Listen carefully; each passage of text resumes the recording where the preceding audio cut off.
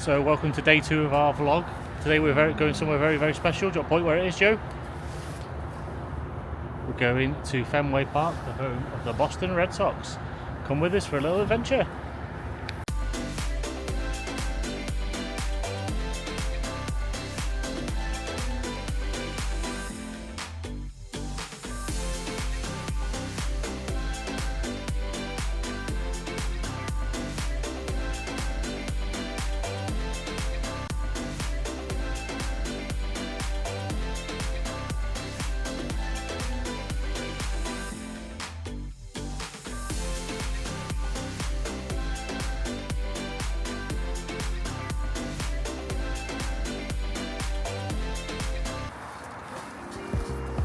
It's nice around here, isn't it? Yeah, it's posh here, isn't it?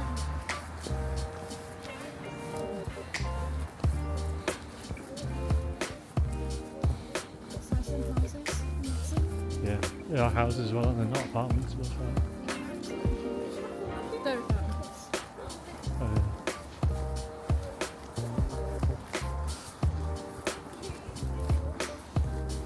Oh, Minneapolis, what happened in Minneapolis? It's not shooting, wasn't it? By ice, yeah.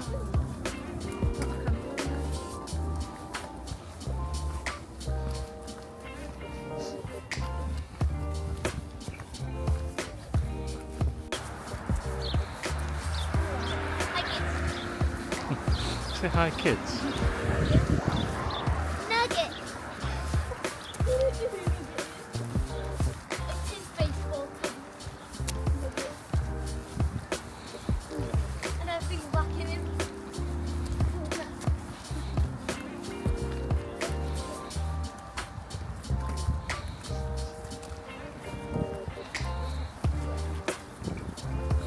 Oh my god, look at that car. Look at that. They ain't going anywhere, are they? You definitely get shoveled in. No, it's not shoveled in, it's just scraped in, isn't it? Like the snow plough pushes the snow to the side of the road, That's doesn't what it? I mean. So I reckon they're telling all to move the cars when they're doing it. And the ones who don't get stuck.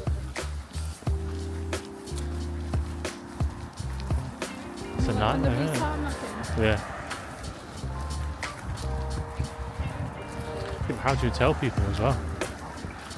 That's just some real people know it. It snows. It snows out.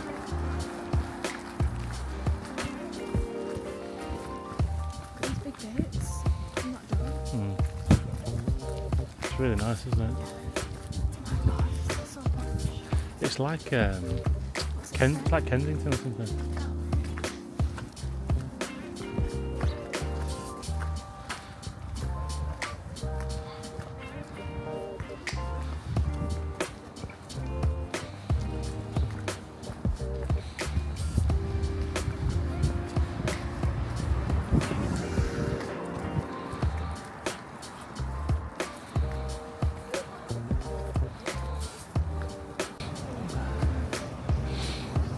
Should be dog friendly Every every shop. shop? Yeah. Why? Because there's dogs everywhere. Yeah, so the dogs aren't, so the dogs don't be outside in the cold. Hey Joe, look, noodle and ramen. You need to get a new book. And like, you know, it's like in the shop and then you can't see the dogs. It's nice down here, isn't it? I'm not manager.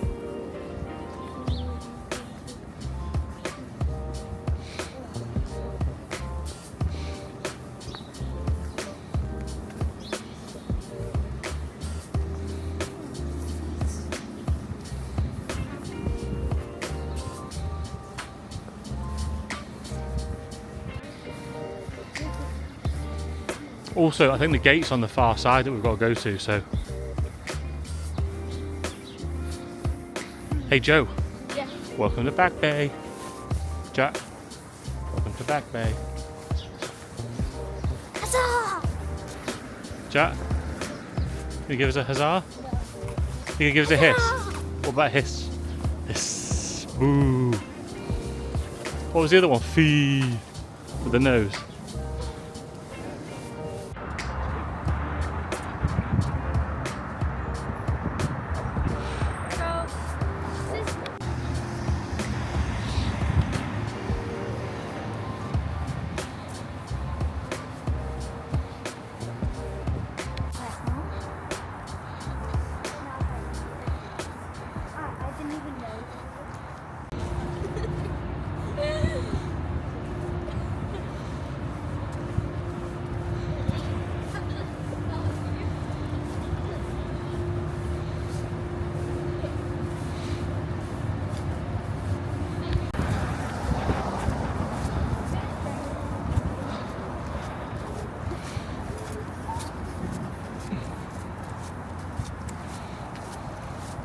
Oh, there's towels again.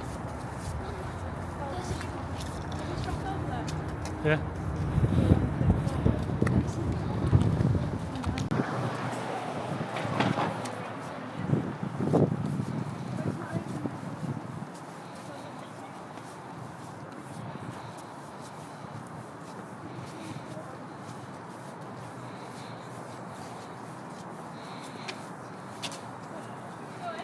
Gate D, it said.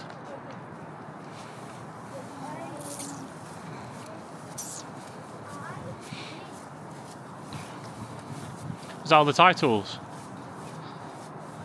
Yeah. It's all the titles. World Series.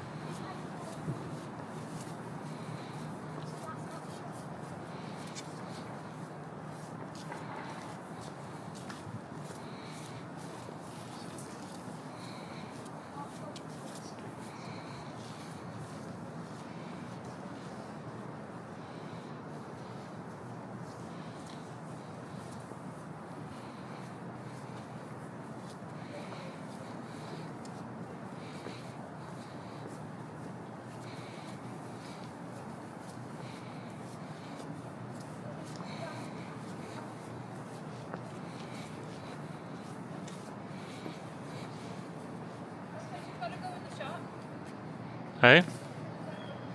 Oh, look at the mascot, Joe, the green guy.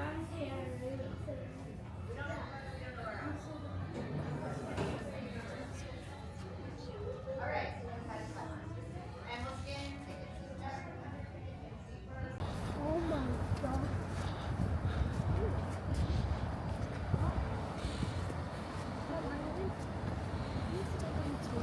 I know you're getting outside.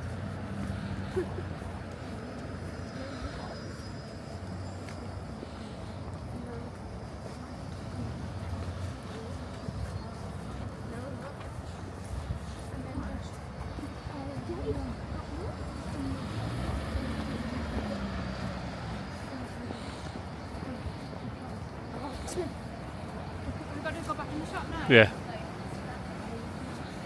Watch the drips.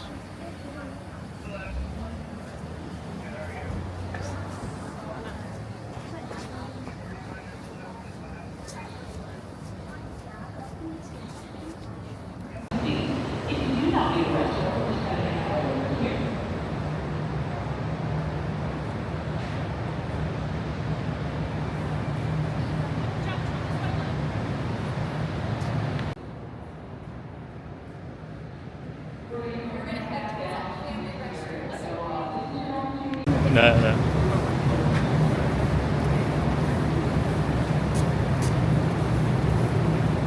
Great place though, isn't it? Atmosphere. I love all like the old, yeah, all the old logos. They've sealed all the exits. They've shrink wrapped them. Oh, that's what they bring the ball out in, isn't it?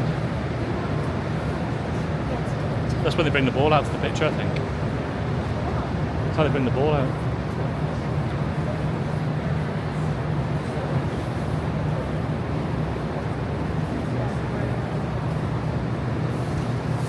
I'm going to bring you guys into an honest-to-goodness Major League Baseball clubhouse.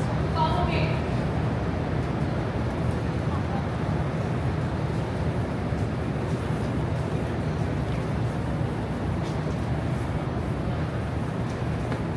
I feel like it's almost designed to look old, isn't it, though? Do you know what I mean? Fenway Franks, that's what they are. Hot dogs, that's what Jack had, wasn't it? Fenway Franks. Oh, there it is there, look.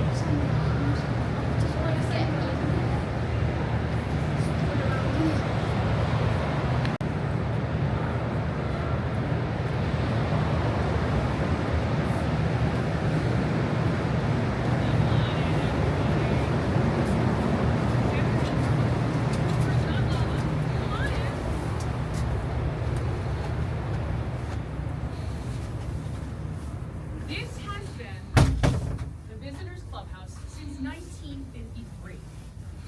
Now I mentioned we're 114 years old. We opened in 1912. Both teams shared a clubhouse for 40 years. I know, your eyebrows just hit the ceiling. Yeah, can you imagine, right? The visitors clubhouse came to be after a fight broke out. 1952, a gentleman named Jimmy Pearsall from the Red Sox got into a bit of a verbal altercation with Billy Martin of the Yankees. Both of these men, notorious hotheads. They started jawing at each other in New York. 2 weeks later, the Yankees come here to Fenway. The fight picks back up where it left off, inside that shared clubhouse. It got a little bigger. It went from a verbal altercation to right on fisticuffs. A fight broke out. Both teams get involved. The fight spills out of the shared dugout into the shared dugout tunnel, out of the shared dugout tunnel into the dugout, out of the dugout, onto the field during the national anthem. Not a great look. Major League Baseball strongly recommends to the Boston Red Sox that they find a spot for the visitors to call their own. The visitors' dugout has always been on the third base side, so the Red Sox got very creative. We are a tiny little building on a defined plot of land. So what they did is they took underutilized storage space, electrical closets, office space, and assembled a suite for the visitors. This is just a very small part. This is just part of the locker room. There's additional lockers off to my right. Every manager has an office. There's obviously shower facilities, restroom facilities. There's a beautiful lounge behind me. Huge TVs so they can play their video games. Great kitchen so the team chef can do his thing. They have a beautiful weight room. It just happens to be across the hall. They have a full cardio studio, which happens to be the hall. They pipe and drape a lot of things off. So if we go out the door and we take a left, that is all private space. We've put up a movable wall and a security guard, and it becomes an extension of the clubhouse. So we like to say that our guests, our visitors, have all the comforts of home with not as many of the comforts. But they do have an entire staff employed by the Red Sox, whose job it is to make sure they have everything they need and everything they want. They are our rivals on the field, but they're guests in our home, and they get treated with that respect. Anybody have any questions about the visitors clubhouse? All right, so from here, oh yes. Why Magellan Jets? Magellan Jets is a private sponsor. Our boys fly JetBlue. However, if, let's say, somebody's wife is having a baby, Magellan Jets, they're based here in Boston. Lovely, lovely people. I've met several of them on a couple of vacations, Christmas parties, and such. No, they're just the sponsor of the locker room. Any other questions? All right, so show of hands. Who has never been to Fenway? Okay, that's a lot of hands. We're gonna go up the ramp. You're gonna get your first view of the ballpark. We're gonna meet up with Jose. He's our representative from Fan Photo, an incredibly talented photographer in his own right. He's gonna take a picture of you in your individual groups with Fenway as the backdrop. You can purchase it at the end of the tour, no obligation. You don't want the picture, that's fine. You can just keep moving on. We're gonna go sit in the grandstands, give a little history of this place, where we were, where we are, and where we're going. Ready? All right. Follow me. Excited. Watch out of the way, Jack. Let the lady pass.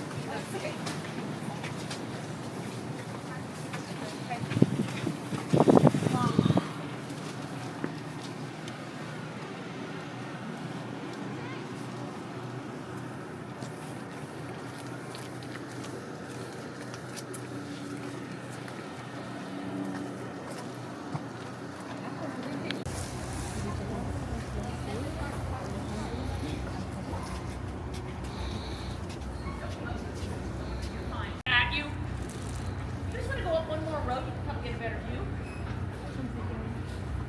All right, so those of you who have never been here before, and this is opinion, there is no right or wrong answer. Is Fenway bigger in person or smaller? Smaller.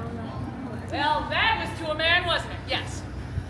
Again, your opinion is use your own, but more people will say we do look smaller in person. Well, there is a reason for that. Television adds 10 pounds.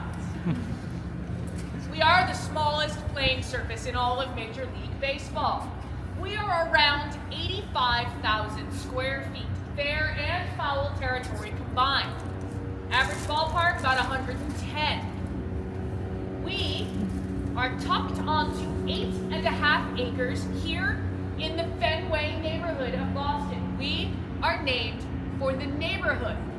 And the neighborhood is named for what this land used to be. Most of the city of Boston is man-made land. This neighborhood is no exception.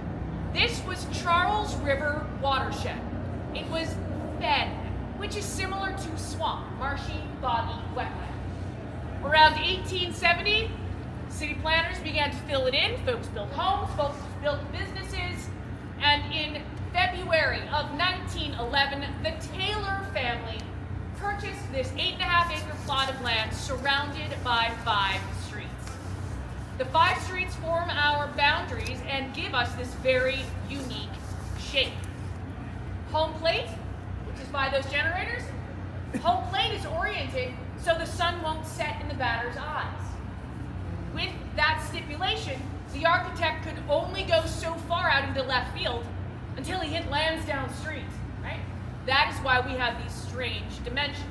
We are home to the shortest home run distance in all of Major League Baseball, 302 feet to right field, and we are home to the longest home run in all of Major League Baseball, 420 to deep center. Now, this is not the original home of the Red Sox. We actually played for a little more than 10 years at the Huntington Avenue baseball grounds, about a mile that way. Plot of land is now part of Northeastern University's campus. We began in 1901 as the Boston Americans. We were the American League team in Boston. No one had any sense of originality. There was already a National League team here, so to differentiate us, we were the Boston Americans. 1903, the Boston Americans play in and win the very first World Series. 1908, we get new uniforms, which include, dun dun dun, Red Sox. Reminder from the Rosebud Motel, rest in peace, Catherine O'Hara. You will actually get to see that uniform that gave us our name. The SOX, we stole it. Where's Chicago? Where you at? Hi, we stole it from the White Sox. They are the white SOX. We are the red SOX. It came from the need to save money, time, and ink. Printing presses were used to make new. There was a time before the internet. It cost less money, less time to print socks, win, than stockings Victorias. So we straight up stole it from the South Side. 1911, February, Taylor families buy this plot of land. Construction on Fenway Park begins in September of 1911. Opening day, April 20th, 1912. 7 months, first shovel to first pitch, possibly the fastest construction project in the history of the city of Boston. To date. Now, when we opened our doors, we had the shape, but we were set up a little differently. We were more like a jigsaw puzzle that had yet to be put together. This was bleachers. You see how the stairwell looks sort of like it's tacked on? Good observation. This was bleachers. The grandstand went from here to just beyond the gym beam dugout. There were freestanding bleachers in right field, bleachers in center field. The section under the video boards, not original. There was just a fence that separated center field from the junction of Lansdowne and Ipswich streets. Left field has always had a wall. We needed a boundary from Lansdowne Street. But the original construction had a 10-foot hill upon which stood a 25-foot wooden fence. The hill was there to help mitigate flooding. Again, this was marshy, boggy, wetland. Helped. Didn't completely hinder, helped. In the 1980s, they were still finding dead fish in the dugout after a very heavy rain. So we had that shape and the jigsaw puzzle that hadn't yet been put together part for about 20 years. In that period of time, the Red Sox would win 5 of the first 15 World Series, and then make a business decision that cost us 86 years of losing the World Series. 4 of those to the National League in Game 7. It's fine, I'm fine. We're over it. In 1926, this section of bleachers caught fire. A burned out shell of charred wood stood in left field for 7 years. No one's coming to the ballpark, right? Team is bad, we don't need the seating capacity. But wait, there's more. Several months after this section burns, a tornado touches down in Boston. I wish I were making this up. A tornado touched down in Boston, took out the center field bleachers. Yeah, Babe Ruth's in New York. Boston Red Sox are languishing at the bottom of the standings. Ashes in left field, toothpicks in center field. It was not looking good. There was a very good chance that the Red Sox would leave Boston, pick up stakes, land somewhere else, and Fenway would get torn down. Tom Yawkey begins the second chapter in Fenway's 3-act play. Tom Yawkey purchases Fenway Park in the Boston Red Sox in 1933 for the unheard of, at the time, price of $1.2 million. We're in the Great Depression. Tom Yawkey lays out $1.2 for the team in the park and an additional $1.5 million investment to renovate and reopen for 1934. Tom Yawkey connected the jigsaw puzzle. We're one solid building. You can go from Mazda 10 all the way around back to Mazda 10 and not leave the ballpark. Mr. Yawkey did 4 major architectural upgrades in his $2.7 million investment. He put 1,000 or more men to work at the time during the Great Depression. And those men were so skilled at what they did that 92 years later, those 4 major architectural upgrades aren't all just still here, they are all still in active use. Mr. Yawkey replaced the tornado-damaged bleachers with the 2 sections you see out there. So the diamond-shaped section where the garage doors are, under the video boards, 1934. He then replaced the burned-out shell here in left field with grandstands. The right field bleachers with grandstands were a solid section. And then he took the roof, which originally only covered from dugout to dugout, he took it all the way around. So there are more people now in the shade, shielded from the sun, shielded from the rain. But more importantly, he had this roof structurally reinforced.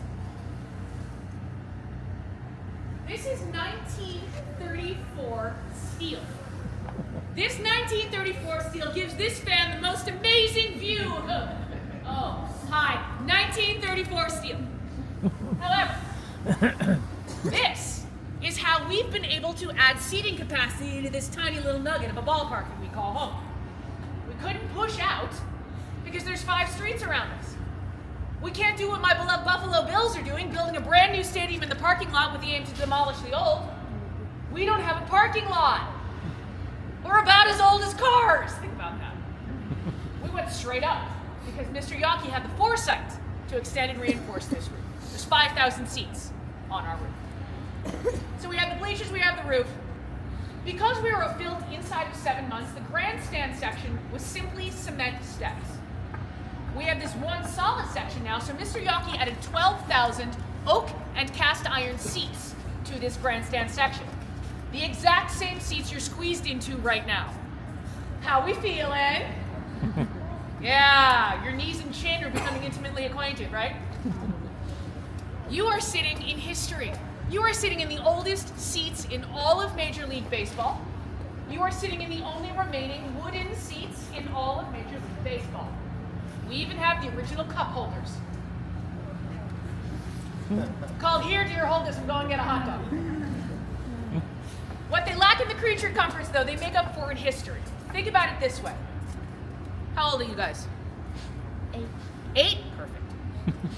8-year-old little dude comes to the ballpark with his family for the very first time, right? Let's say you're from Boston, not Liverpool. This 8-year-old boy could sit in the same exact seat his father did when his father was 8. It could be the same exact seat his grandfather sat in when his grandfather was 8. It could even be the same seat his great-grandfather sat in. That's history. Last and certainly not least, big wall in left field. Do you know what that is called? Green Monster. Oh, who said that? Yeah, I heard it. Green monster. I'm from New York. I was on the radio for 10 years. I have to like shift. I gotta put the clutch in, shift the gear, green monster. I don't know, give me a couple of beers, 20 minutes, I'll sound like an extra from the Dakota. But at 11:25 on a Sunday morning, I gotta think about it. Green monster, tallest wall in all of Major League Baseball. 37 feet, 2 inches high, goes 231 feet down Lansdowne Street. Main question we get, why?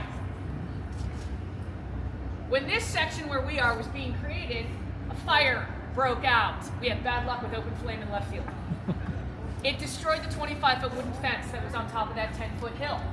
Mr. Yonke wanted something more permanent and slightly less dangerous for the left fielder. Took down that fence, leveled the hill, put up the green monster in 1934. 1936, a 23-foot net was added to the top of the wall. We removed the net at the end of 2002 to put the green monster seats up there. That is where we're going now. Any questions before we go? Team history, park history, how I get my hair to do this. Why the green? Why the green? Yeah. Ballparks were originally painted in primary colors so the batter could better see the ball. Okay. The monster was not originally green, it was this blue, and it was covered with advertisements. When we got lights in 1947, it obscured the ball. So they wanted a color that the hitters could see the ball off of. This green already existed here in the ballpark. They painted the wall to match. Yes! The big hole in the green monster? I don't see one. There's a door. We'll see it better when we go higher up. Yes. How much money does the stadium spend on paint? You know that gif from Mean Girls, the limit does not exist? No idea. No idea, but it is Benjamin Moore. These are Red Sox Fenway Park colors. The blue, the red, the green, the yellow. All right, let's get into those seats. Well, why can't the club be red though? The red monster. Well, it's red and green, isn't it? Yeah.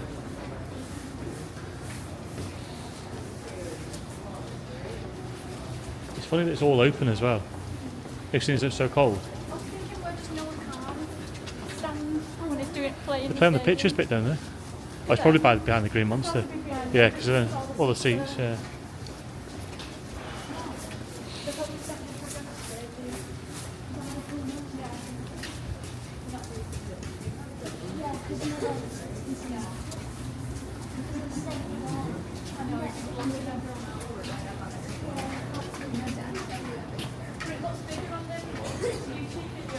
Yeah, yeah. So it's only 35,000. Yeah. Yeah. There you go, look, green monster. Yeah, but what's your glass? 65. We walked down here before, didn't we? Yeah.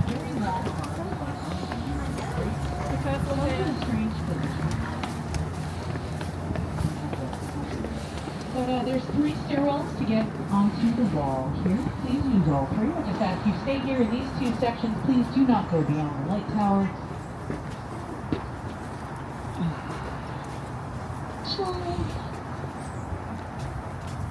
During a blizzard, colder than this, snow up to our necks, right? And again, before the internet, we had people waiting in online to buy tickets, as opposed to, you know, on your couch in your jammies with a Noah Khan pre-sale, and you still don't get to see it. Sorry, hey. Man, 4 shows, pre-sale sold out. Boom. Anyway, tickets up here went on sale, every single seat, for the entire season at the same time. 269 bar stools, 81 home games. Factor in some standing room, and you have 22,000 tickets that went on sale at the same time at $50 a pop. Dun dun dun. They sold out in 72 minutes. So I can confidently tell you tickets here are no longer $50, and they do not go on sale all at once. No season tickets offered up here. The idea is to have a different fan in the seat every single game.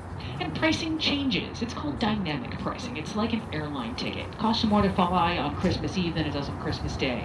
Costs you less to see the Colorado Rockies on a Wednesday in April than it will to see the Yankees on Father's Day weekends. I'm talking $150 versus $1,500. Game 1 of the World Series, 2018, one ticket, $3,500. It's like, you know what, I don't like paying my mortgage, but I like knowing I can. Obviously you have an incredible view, semi-private concession stands, semi-private restrooms, and you'll be on television. Yeah, so don't be that guy on Web Gems who breaks his hand trying to catch a fly ball coming up this way. Bring a glove, use your hat, put your popcorn bucket in the way. The home runs that are coming up here, 90 to 100 miles an hour. I love it up here. I was up here for a couple of innings of a Yankee game several seasons ago, and it was absolutely... Listen, I use words for a living, and I don't have them to describe that experience. So if you get the chance to sit on the Monster for a game, it is amazing. Average price is probably like $250, $300. All right, so everybody get your last photos in. And then we're going to go inside. We're going to walk through our Hall of Fame and our Hall of Jerseys, where I will show you that jersey where we got our name. So wrap up with those photos, and please follow me. My wife is from Buffalo. I'm from Lake George. Okay. Oh, so you're connected. Yeah. My maternal side are all Mets fans, including my younger sister and her family. Bring yourself 3 to 4 months into the future, and you will have a fully organic farm. This is the roof of Gate A. We walked in the gates underneath us here. Fenway Farms has been around since 2015. So we're just going to do a slow walk here through the Red Sox Hall of Fame. Take some photos, but we are just going to kind of move through. The Red Sox Hall of Fame was established in 1995, and the plaques are laid out in order of induction, which is why you see Ted Williams and Babe Ruth next to each other, even though they never played on the same team at the same time. Oh, the heat feels good. This is the first day in 3 weeks where I've only worn one pair of pants.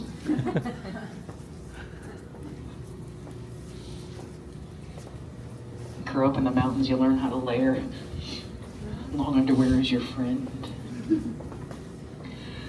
So the early inductees played all throughout.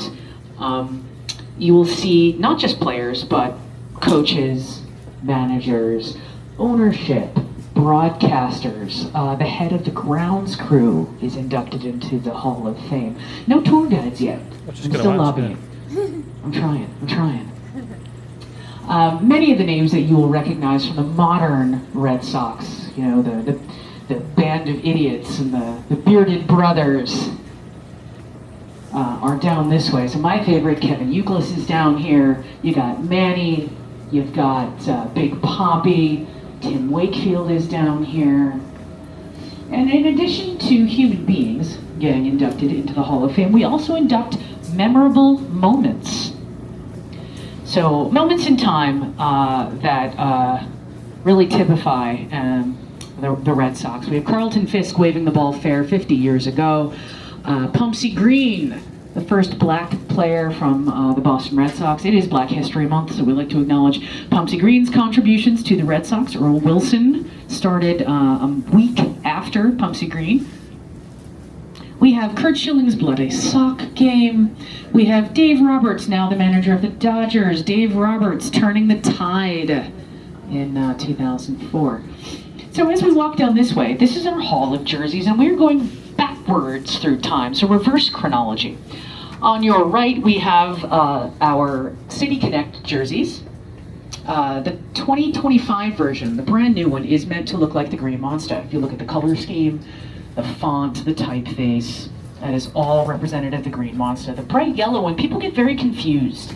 Why are the Red Sox wearing yellow? Well, the Boston Athletic Association has been putting on the Boston Marathon for over a century. And their color scheme is canary yellow, blue, and white. And they got it from the flag of the city of Boston. The flag is above gate A, and you will see it. It is baby blue. There is a white seal, and that seal is ringed in yellow. So those are the colors of the City of Boston flag, in addition to the Boston Marathon. You'll see jerseys from the years we won the World Series. You will see jerseys from 100 years at Fenway Park, the year Ted Williams passed away, the All-Star Game in '99. And at the end of the hall, I'll stop down there for a second, my three favorite jerseys.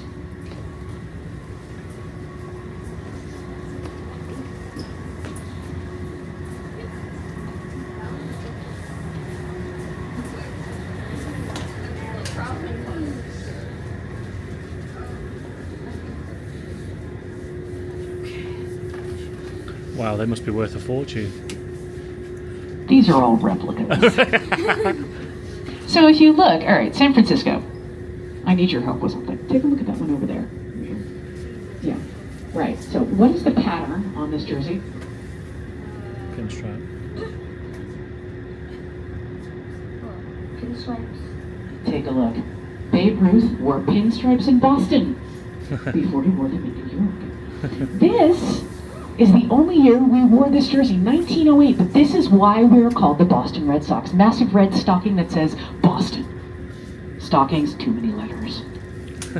And then this, which sort of looks like Seinfeld's puffy shirt. I don't want to be a pirate. This is what the team wore as the Boston Americans when they played in the very first World Series, 1903. All right, from here, we're going to go up this ramp. We're going to go into our press box. Thank you. I can't believe how much the stadium is outdoors. I know it's a summer game, but like, all our stadiums are inside in the UK. Wembley's open, yeah? Not when you're getting inside it though. Oh, Yeah, no. I mean, Just Northern Ireland, you can sort of do, like, I don't know, you got a weird thing going. Wales over there. And you ever thought about being a geography teacher? my mother's a retired foreign language teacher. Ah, right. Yeah, no. Is that why you can do all the accents then, New York and Boston? No, I grew up on stage. Oh, really? I Yeah. did some voiceover work, so I can. Plus, my uncle, my uncle and my aunt are like another Yeah. set of parents to me, so I can mimic at least my uncle's Boston accent. Yeah. We've not heard too many Boston accents while we're here, you know. It's really a dying dialect. Yeah. It really is. But we found that in New York as well. We were there last year, and you don't get the No, because what everyone's you- from somewhere else. yeah, you know, that sort of stereotypical accent. You just don't hear it so Down much. to the very front row. All right. Cheers, Take the thank front you. row. Keep going down. Start filling in the front row.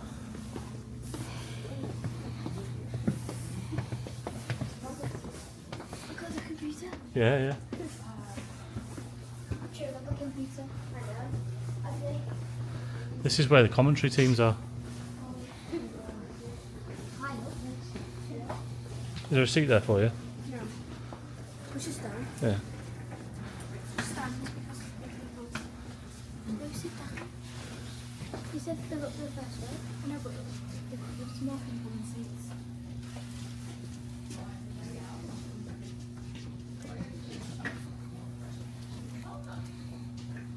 Game. TV and radio are in the center. We're walking by the booths. They were on our right. And then the production office is on the first base side. So anything, lights, sounds, video boards, things like that. From here, you get a sense of how weird shaped we are. But you can also see how we have expanded vertically. Here we begin the third act. So we have the first, the original, the jigsaw puzzle that wasn't put together. We have everything that Mr. Yockey did, and now we have everything on the roof. My folks from Liverpool know who I'm talking about. Fenway Sports Group. They own Liverpool, Boston Red Sox, Fenway Park, Roush F1 Racing, Boston Common Golf, just sold their stake in Pittsburgh Penguin. Fenway Sports Group is responsible for everything on the roof. Fenway Sports Group took over 2002. They started with the Mazda seats in 2003. Then the Samuel Adams deck in 2004. These suites on this level, 2005, 2006. The most recent addition to Fenway is, well, not even inside the ballpark. If you look directly across, you see the Truly sign there. Beneath it is the Truly Terrace, and above it is the 521 Overlook. That is technically outside of Fenway Park, but between Fenway Park and the MGM Fenway Music Hall. The Truly Terrace is concession stands and restrooms for the bleacher creatures. And the 521 Overlook, which is just above it, is event space. It's very much like a hotel ballroom with those walls that move, things like that. While I have your eyeballs out there, if you use the Ford symbol to anchor your eyes, drop down from the F in Ford into the seats. When you go 2 sections down, you come to a single red seat. You guys see it? That red seat marks the landing spots of the longest home run hit inside our ballpark in our history. Now I say landing spots and inside our ballpark. Home runs leave ballparks every single game, provided they're not in the Dome Stadium, right? But Major League Baseball doesn't measure. Like a home run goes over the wall into the bay in San Francisco, right? They have no way of knowing how far that home run goes. They estimate, they use math and AI, which guarantees I'm never going to understand it. However, we know for certain that red seat out there, 502 feet from home plate, 153 meters. We know this because we know where the ball landed. We know where the ball landed because it hit the dude that was sitting there. And we know how far away it is from home plate because the nerds at MIT did all the math. They're wicked smart. They got into MIT, kids. 80 years ago this coming summer, Ted Williams, great Ted Williams, number 9 on our retired number wall. Ted Williams hit a home run off Fred Hutchinson of the Detroit Tigers. Ted Williams was a very powerful hitter. That ball traveled 502 feet out there, aided by a gust of wind. The gentleman sitting out there was from my neck of the woods. He was a Red Sox fan from upstate New York. He is out there with people similarly attired. He is wearing a suit, a bow tie, and a straw hat. I told you downstairs, home plate, which is beneath us here, is oriented so the sun won't set in the batter's eyes.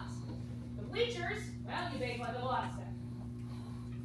Everybody out there is wearing some sort of head covering to shield their eyes and their faces from the sun. Mr. Boucher is no exception. So Ted Williams hits a home run. It's headed out into the bleachers. Everybody sitting out there, oh, they hear the crack of his bat. Everybody sitting out there, they hear the roar of the crowd in Fenway Park.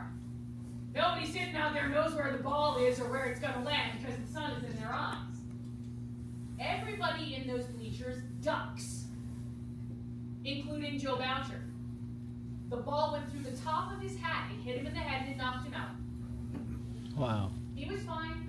Concussion protocol was a little different 8 years ago. Medics checked him out. All the man wanted to do was go back to the seat. Back to the seat he goes, met by a reporter from the Boston Globe. The reporter says, "Sir, I saw this all happen. May I ask you a question?" Mr. Boucher says, "I have a question for you. How far from home plate must I sit to be safe in Fenway Park?"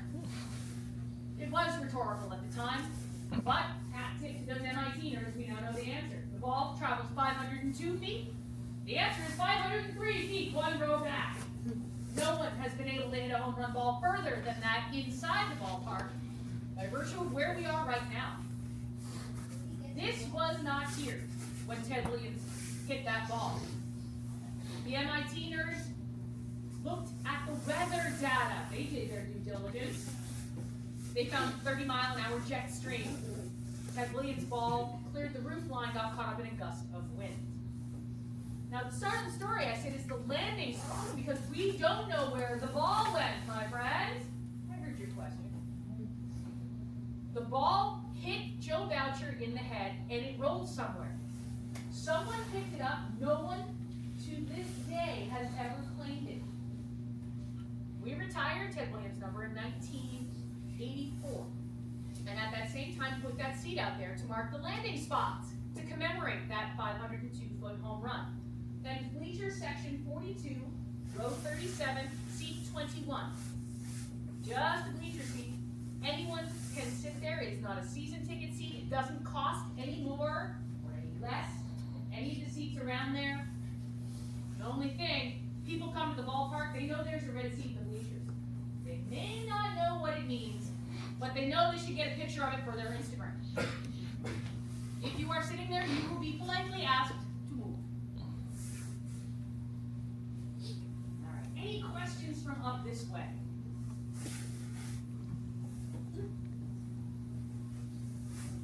All right. So from here, we're going to go out the same way we came in.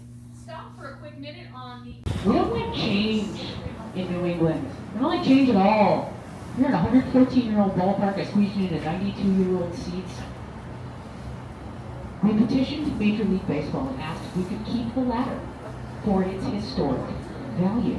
And they said, okay, weirdo, you can keep your ladder, but it remains in play. Meaning, when a ball hits it, the left fielder's got a bit of a chance. I've seen it happen. It is freezing up here now.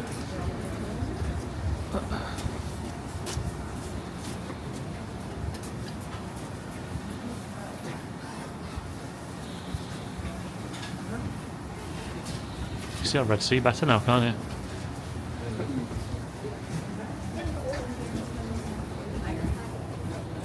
Oh, that's warmer, isn't it? It's too hot now.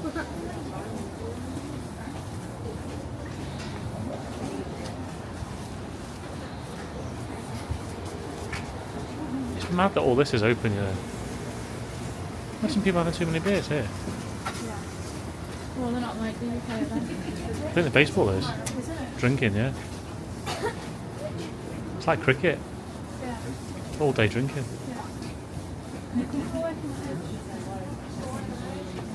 Get over there.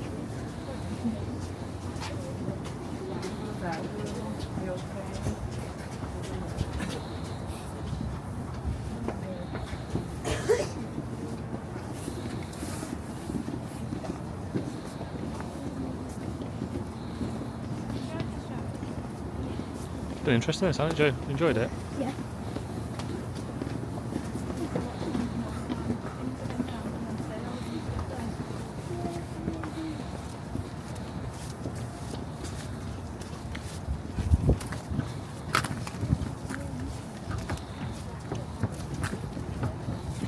There's the retired jersey numbers, look.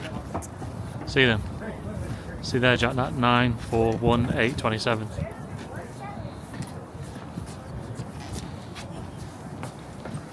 Tell you what, I like the Sam Adams deck.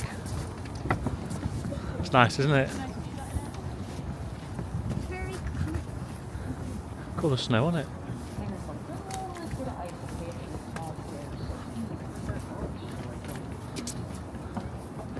It's great that it's all open like that though. What a hot day.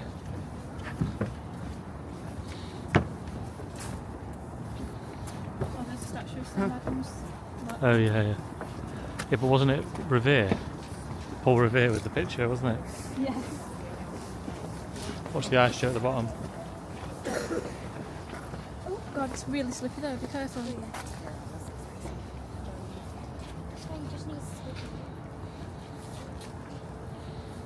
So much snow.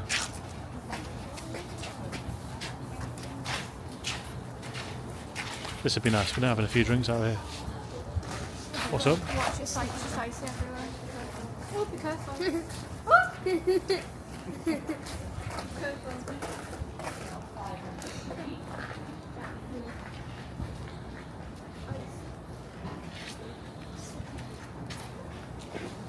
Oh, nice.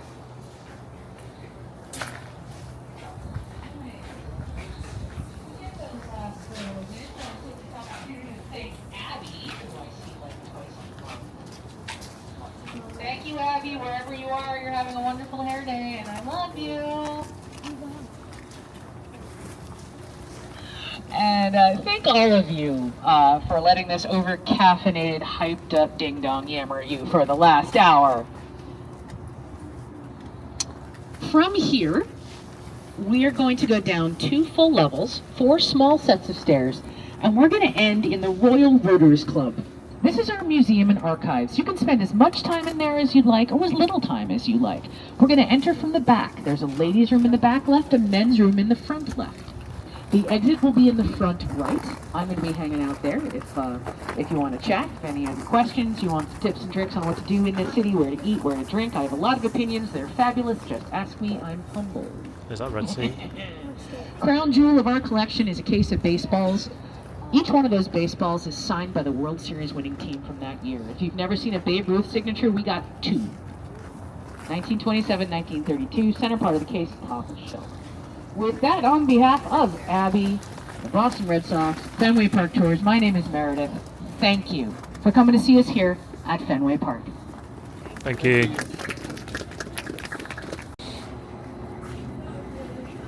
It's brilliant, isn't it?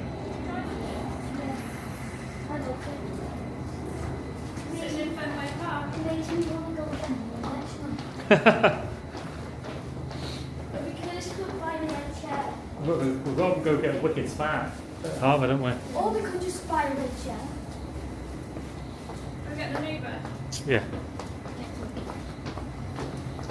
And then you go back. Wow, what time is it now? What's that? It's got to be down here, isn't it?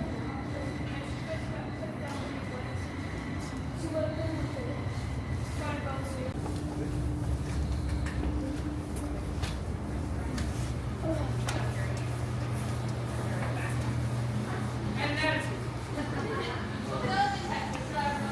Look at these.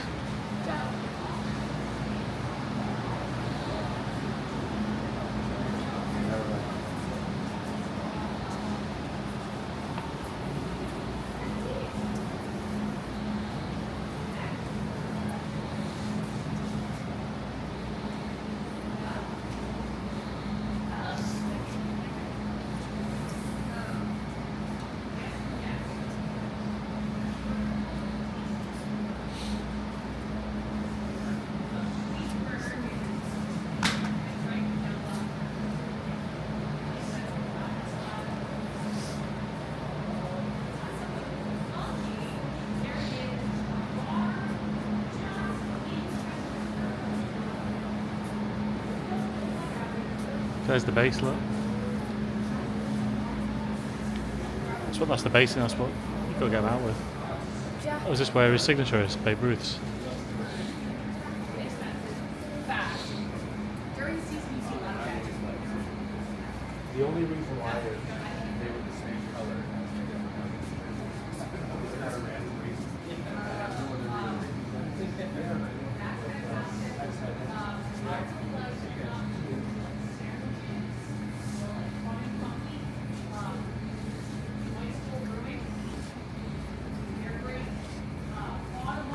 Signatures 1942. There's tons of signatures.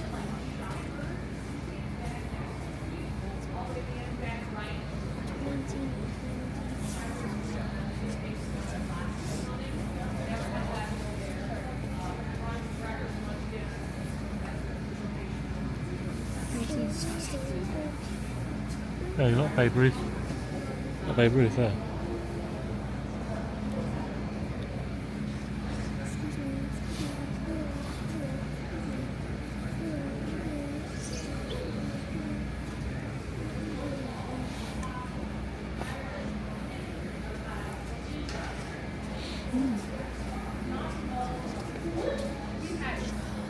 Yeah. Do you see Babe Ruth's signature?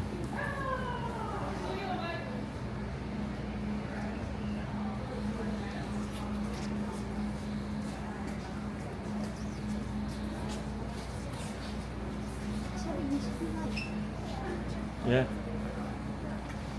Well, they put the roof on it, yeah.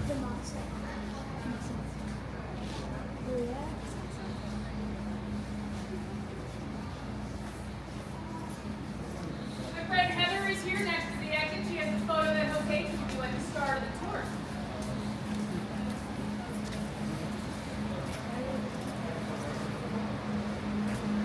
Thank you so much. I appreciate that. I'm glad you enjoyed it. So the base and these Robert skulls on the other side of that wall. Yup. The seats.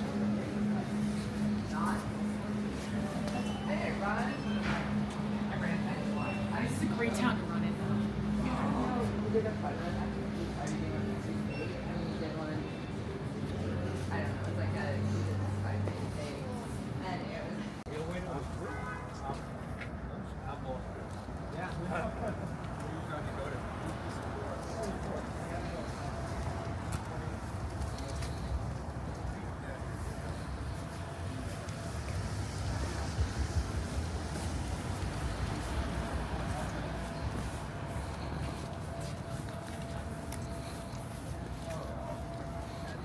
The ice melted.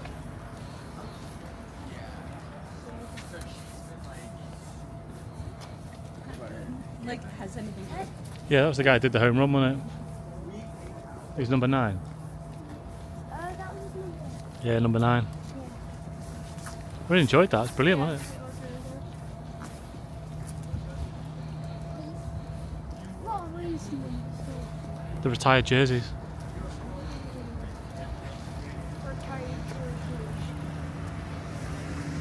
So we've just finished at Fenway. Yeah. That was it was about 100. I think it was 111 pounds Oh, what million? for 4 of us. Jack, what did you think? 10. 10 out of 10. Did you really enjoy it? Yeah. Joe, Yeah? what do you give out of 10? 11. Jen? 10. Yeah, yeah. I thought it was a 10. It was really worth doing. Tour guide, was it Meredith? Was absolutely brilliant. Yeah, really good. Yeah, definitely. If you're in Boston, come down to Fenway for a tour. It's brilliant.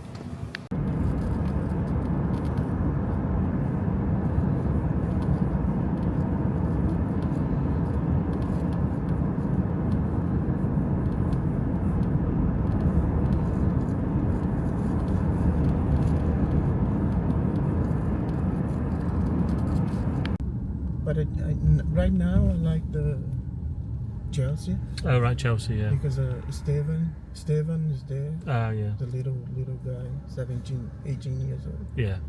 Supposed to be a good player. Yeah. He's a very good player. I think, And, I think the last Brazilian we had at Liverpool was Roberto Firmino. Firmino. Yeah, he's very good. Yeah. Yes, I watch. Oh, and Coutinho actually a while ago as well. Philip Coutinho. Which one? Philip Coutinho. Oh yeah, that's not pretty old now. Yeah, we sold him to Brazil. Sold him I to watched Barcelona. The Tony Kroos, all this guy. Yeah. I watch it. I like that. The back in back the days. Yeah. Back in. Yeah. That's nice.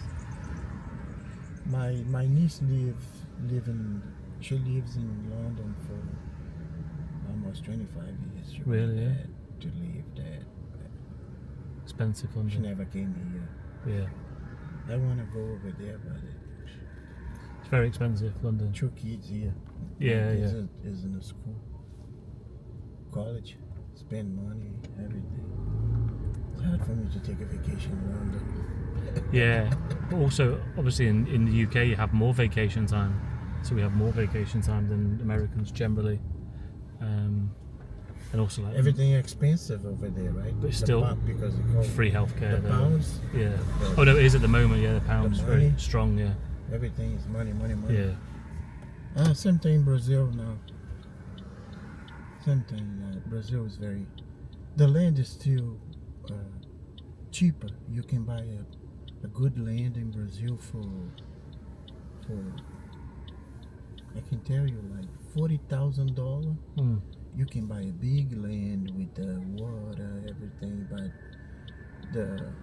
the problem is when the government do not educate the people, Mhm. you see a lot of young bad kids, Yeah. 17, 18, 20. They all got a guns now. Yeah. And if it's Scary. it's adventure for you. Yeah, I bet. I wish I could go. Do you go back much? Yeah, I used to have a land over there, a beach house, but they stole everything in the house. You Really? come here. Okay, let me go. I used to have a little house on the beach over there. but Nice. Every year I used to go over there. Stay there like 1 month, something, planning for the future. But Weather's a bit nicer you there. come here, if you don't have somebody to take care for you, Yeah. watch. The bad guys go over there, they stole everything. Really? They break the door, go inside, get the refrigerator, get. Really? Wow. That's terrible, man. It's a bit safer here. Oh, yeah. Jesus. It's nothing. Yeah. The people talk about violence here. Okay, they have a bad places in here too. Yeah, of course. Yeah. Same You everywhere know, though. Yeah. Same everywhere, but Yeah. here, this around here, No. You can go anywhere at night, Yeah. day. It's very safe. Yeah, it feels like where I live, like 15 minutes from here. The town where I live, you can park the car. You got no ticket, nothing. Really? You can walk to the pharmacy, supermarket, go back home. 3 o'clock in the morning, 2 o'clock. Nobody bothering you. That's nice. Maybe they're afraid about me. Yeah. But we walked around Boston yesterday and it felt very safe. Yeah, but when you go to, I don't like to say that because I'm from Brazil. Like there's a black town here, Yeah. Roxbury, Dorchester. Roxbury. Yeah. Yeah. It's Don't go there. I don't go. I don't. Too many problems over there. So we shouldn't visit it as tourists. Stay here. No, during the day you can go anywhere. Yeah. But at night, people, some people. This is telling me to. Oh wait. This is the Boston Harvard. Square, yeah. Yeah. Anywhere you go here, you're in the Harvard Square. Is this Harvard Square, yeah? It's Over there, yeah. everywhere. It's Okay. called Harvard Square. Cool, thank you.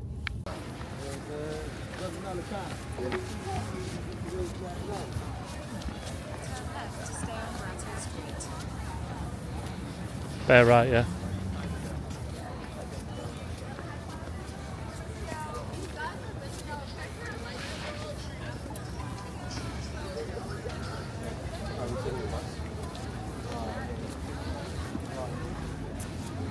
Go straight, yeah.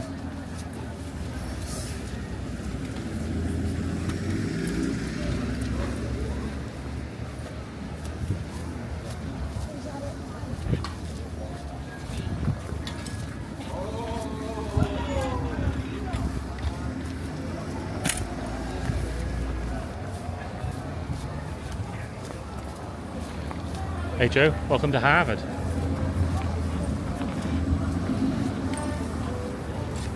you'd like to come, I'm gonna be there.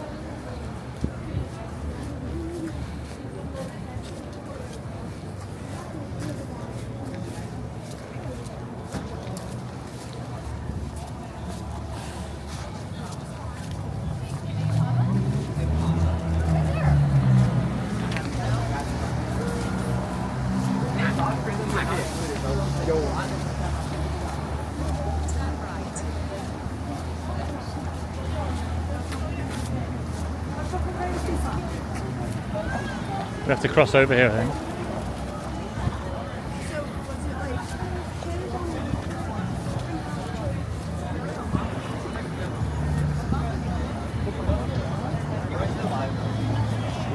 Now, Jen. Oh yeah.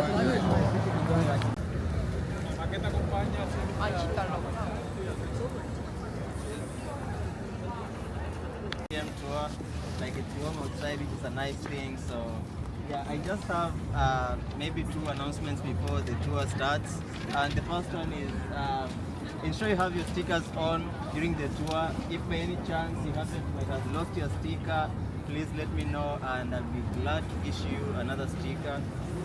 Anyone else have a sticker? Well, anyway, hi, my name is Cameron. I'm a junior here at Harvard studying statistics for the secondary in economics. Really excited to have you all with us. If you guys just want to join me, actually, just kidding, we're going to stay right on over here. I'll do my little introduction and then we'll head off into Harvard Yard for our first big stop. Now, as we head around our campus today, you're going to hear a lot about 3 main themes. The first of those themes is Harvard culture. There's a lot of things that we do differently at Harvard compared to most other places. For example, we do not have majors or minors, unlike a lot of other schools. Instead, we have concentrations and we have secondaries. It's the exact same thing, but you'll never hear a Harvard student tell you that they're majoring in something, you're concentrating in it instead. Big difference. You just have to have that little Harvard flourish on top. Our next theme is famous Harvardians. We've had a lot of really awesome people on this campus over the years. In fact, if you look just over all of this fencing, if you can't see it, we'll get a better glimpse of it a little bit later, but there's a little yellow house right on the side of Harvard Yard. That is the Wadsworth House, built in 1726. And that was home to George Washington for about 6 months during the American Revolution. He was here while the British were occupying Boston, just across the river. A lot of other famous names have been around here, and we'll make sure to point out some of those we had along. Our last theme is going to be Harvard's history. We were founded back in 1636. That makes us the oldest four-year institution here in the U.S. It also means we predate the U.S. Constitution, as well as the subject of calculus. If you were a student in those early years and you wanted to do a calculus class, hadn't invented it yet, so you were out of luck. That has since changed, unfortunately. But no, it's been around for quite some time. A lot of buildings have been built on our campus as well. Unlike some of the other Ivy League schools, cough cough, Yale, we don't try to hide the age of our buildings. So if it looks pretty old, like Lehman Hall right here, probably is pretty old. If it looks a little bit more ugly, like that concrete one back there, it's probably a new one. So with that in mind, we'll head up towards our first stop in Harvard Yard.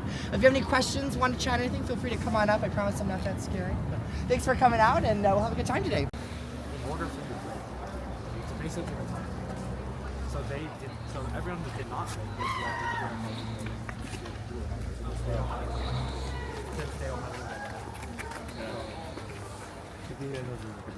Everyone catch on up here. Alright, a little fun fact you'll see here we've got these temporary wooden staircases that they install onto a lot of our buildings during the winter. These stone steps love to get a little bit icy, so they've got these to hopefully keep some grip and avoid the lawsuits. Alright. Well, welcome inside Harvard Yard officially. So this entrance that we just passed through, this is Johnston Gate. It was built here in 1889. It's actually been deemed a historical landmark by the city of Cambridge, which means it's not going anywhere for quite some time to come. A little bit of a fun story about Johnston Gate. You'll see those big center gates are closed right now. Even when they're open, you will not see many students walking through them. And the reason for that is we have a bit of a superstition around here. You are only supposed to pass through those center gates twice during your time as a student. Once as an incoming first year, as you start your time with us, and then once more as an outgoing senior as you head off into the world to do wonderful things. Any other times than that, and you're cursed with bad luck for the rest of your life. So we use the little side gates when we can. The exams are hard enough as it is. Anyway, as I mentioned, this is all historic, which has created a little bit of a headache for Harvard sometimes. In fact, this little gray guardhouse you see, they wanted to put that in back in 1983. But because this is all historic, they had to get approval from the city of Cambridge to do so. So they presented their plans to the city. City said, no, we don't like it, go back and try again. So Harvard redesigned the building, presented it back to the city. City said, no, we still don't like it, go back and try again. That went on for 80 different design revisions, 80, before they finally got the approval to build that guardhouse. $57,000 to put it in back in the 80s, which makes this our most expensive building in Harvard Yard on a per square foot basis. And if that's what got approved, I hate to see what the first one is, because it's not exactly the crown jewel of our campus by any means. Anyway, right behind me is a building that's thankfully much nicer. This is Harvard Hall. Harvard Hall, it's actually our third Harvard Hall in this same spot. We've had a little bit of bad luck. The first one was built right around the college's founding in the 1600s, and they built it so well that it fell down after 20 years. So I tried again, had another one that was here until 1764. At that time, there was actually a big fire that came through Harvard Yard, burned down a number of our buildings, including the second Harvard Hall. So third time's the charm. This was built right after. They did some expansion work on it in the 1800s, which is why you'll see like two different brick styles here on the front. And a full renovation just earlier in the 2000s. So everything's been brought up to 21st century standard in there. Not a bad central location. You'll find some classrooms inside the lecture hall over here, seminar rooms on the other side. So not a bad spot to be at all. Now across the way is actually our oldest building here on campus. That is Massachusetts Hall, built in 1720. And while George Washington was in the Wadsworth House, many of the soldiers stayed right here inside Mass Hall. Now, they did not take very good care of the place. A lot of the metal fixtures, hinges, decorations, everything like that were looted during the conflict, and they melted them down for additional ammunition, which actually led to Harvard becoming one of the first groups to sue that newly formed U.S. government after the war had concluded to get some reparations back for all the damages that had been caused. Not troop housing anymore. Inside, bottom 3 floors, that's the offices of our university's leadership teams, like the president, the provost, everything like that. And then up along the very top in those dormer windows up there, that is where 14 of our first year students call their home for their first year with us at Harvard. It's generally the quieter students that get placed into Massachusetts Hall. They don't want big 2 p.m. ragers going on during their meetings. But it's not a bad spot to end up as a student. Anyway, we're going to head hopefully through that snow. We'll go around the snow fight that seems to be happening. We're going to head just a little bit farther into the yard for our next stop. And if you have questions, feel free to come up and ask.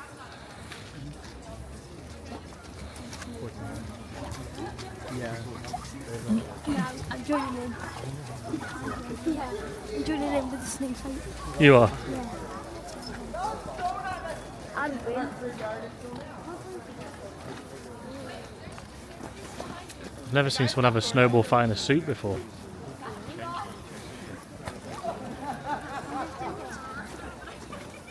Can I join? Oh! I really want to join you. Imagine one of them hitting Mummy and just Mummy going full scouse on them. Full scout. Yeah. They're getting absolute mauling. Hit me. Have you ever seen someone snowballing fighting in a suit?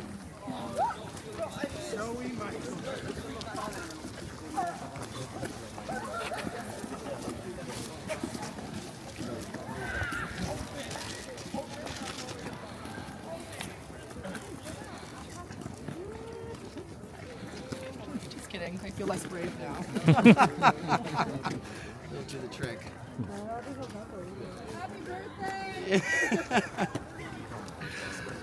All right. Well, welcome into our more historic part of Harvard Yard. So we divide up Harvard Yard into a couple smaller chunks just because it's a really large area. This part that you're standing in is referred to as the Old Yard because it's some of our older buildings on campus. So we've talked about Harvard Hall and Mass Hall already. The rest of these are going to be like late 1700s, early 1800s. My favorite is Matthews Hall right over here with its really striking architecture. There's nothing else quite like it on our campus. Believe it or not, actually, almost all of the buildings you see here, with the exceptions of Harvard Hall, University Hall, this white one, and then Boylston Hall, the gray one behind me, these are all going to be those first-year dorms. So as a first-year student here at Harvard, you will live inside Harvard Yard. It's a great community bonding experience for all those students to mingle and chat with one another. It's a really beautiful spot to live too, especially when we get that first snowfall and you look out your window. It's very it's very Massachusetts, very Harvard core. But yeah, we've been here for quite some time. As I mentioned, we were founded as an institution back in 1636, originally by the Massachusetts Bay Colony. Our name wasn't even Harvard to begin with, though. It was just New College. It wasn't until 2 years later, in 1638, that a man named John Harvard came along. He donated some books, some money, and this land right here to the college. And so they decided to adopt his name, Harvard, instead of just New College, which we've maintained ever since. But we really grew up alongside the rest of the country as a whole. 1782, right around the same time the U.S. became a full country, that was when Harvard became a full university. That's when we founded Harvard Medical School, our first graduate school, so you could do more than just your undergraduate education with us at Harvard. In the 1800s, it was a big period of expansion for us. We founded 4 additional graduate schools throughout the 1800s. That was the Law School, the Divinity School, Harvard Dental School, and we capped it off with the Business School right across the river as well. It was also time for social change. 1847, Harvard accepted their first black student to the college, a man named Beverly Garnett Williams. Unfortunately, a very controversial decision at the time. There were many students and faculty who disagreed with that decision. Now, unfortunately, Mr. Williams did not end up getting to attend Harvard. He passed away from tuberculosis before he could start his 4 years. It wasn't until 23 years later that Harvard accepted their next black student, a man named Richard T. Greener, who did come. He went through all 4 years, and he continued on to become the dean at Howard University, which is a more traditionally black college a bit further south of here in the States. During all of this time, though, there's a pretty large demographic missing from our campus. Any wild guesses as to what that might be? Women, yes! So women weren't at Harvard until 1879. And even then, they weren't here at Harvard. The university founded a separate undergraduate college called Radcliffe College. They put about 10, 15 minutes walking distance that way And they operated this two-system model for quite a while, with the men here at Harvard College and the women over at Radcliffe College. They actually used the same professors for a lot of the classes, and they would start here at Harvard in the mornings and then walk over to Radcliffe in the afternoons. They maintained this until around World War II. At that time, many of the men had been sent off to fight in the wars overseas, and so the yard was pretty much empty. So to simplify their operations, they brought the women here into Harvard Yard and ran one college instead of two. Needless to say, that was a very positive decision. A lot of people really enjoyed it, and so they said, well, let's just make this a permanent transition. So between 1970 and 1977, Harvard embarked on what they called the Great Integration, which was bringing Radcliffe and Harvard together into the single undergraduate institution we have today under that Harvard University umbrella. However, women did not receive the same degrees as men until 1999, 17 years ago. Up until then, they would get a degree signed by the deans of Radcliffe and Harvard College. I have both names on there, whereas men just got the degree from Harvard College. So since then, same across the board, but you think they could have fixed something as simple as the paperwork sooner than 17 years ago. Better late than never, I guess. We've had two female presidents of Harvard since then as well. We had Ms. Drew Faust, who was here with us until about 2018. And then Claudine Gay, our second female president, first African-American president, was here with us at the end of 2023. So certainly a lot of exciting stuff has happened during our tenure in Cambridge, and we're excited to see what the future holds. There's not many other schools getting as excited for that 400th anniversary as we are, coming up in just 10 short years. So stay tuned. Anyway, we're going to head down towards the statue for our next big stop. If you have questions. We've got lots of space back there as well.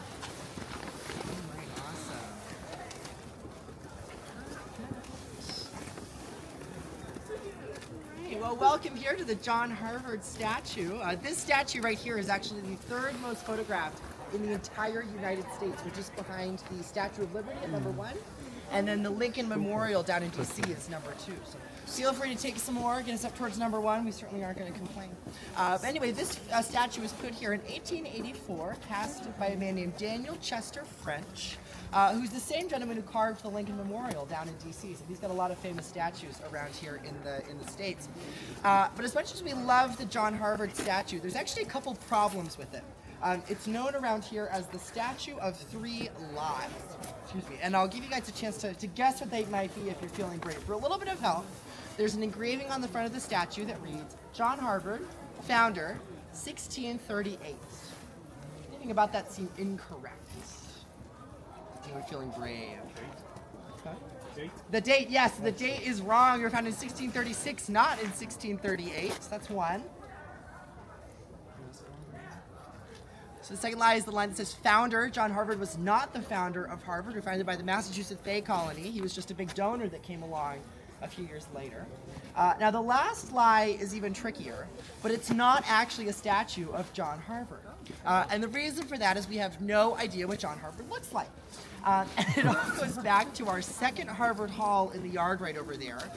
When you have a building named after John Harvard, obviously that's a great spot to keep all of your John Harvard related memorabilia, all of the paintings of him, all of his books, everything was inside Harvard Hall, which is fine until 1764 when that building burns down along with everything inside of it. So 120 years later, they want to put this statue in. The reference material is long gone. The memories have long faded. And so who are they to use to make this statue of John Harvard? Well, there's a couple ideas for who they might have used. We look up there, we see clearly a very strong, fearless, determined leader. Must be one of our former tour guides. Unfortunately, historians don't seem to agree with that. So the more commonly, or one other idea that people have thrown out is that it's a descendant of John Harvard. That's also been pretty challenged as to what we do know about him and his descendants and kind of genetic profiling. We don't really know if that matches up to any of them.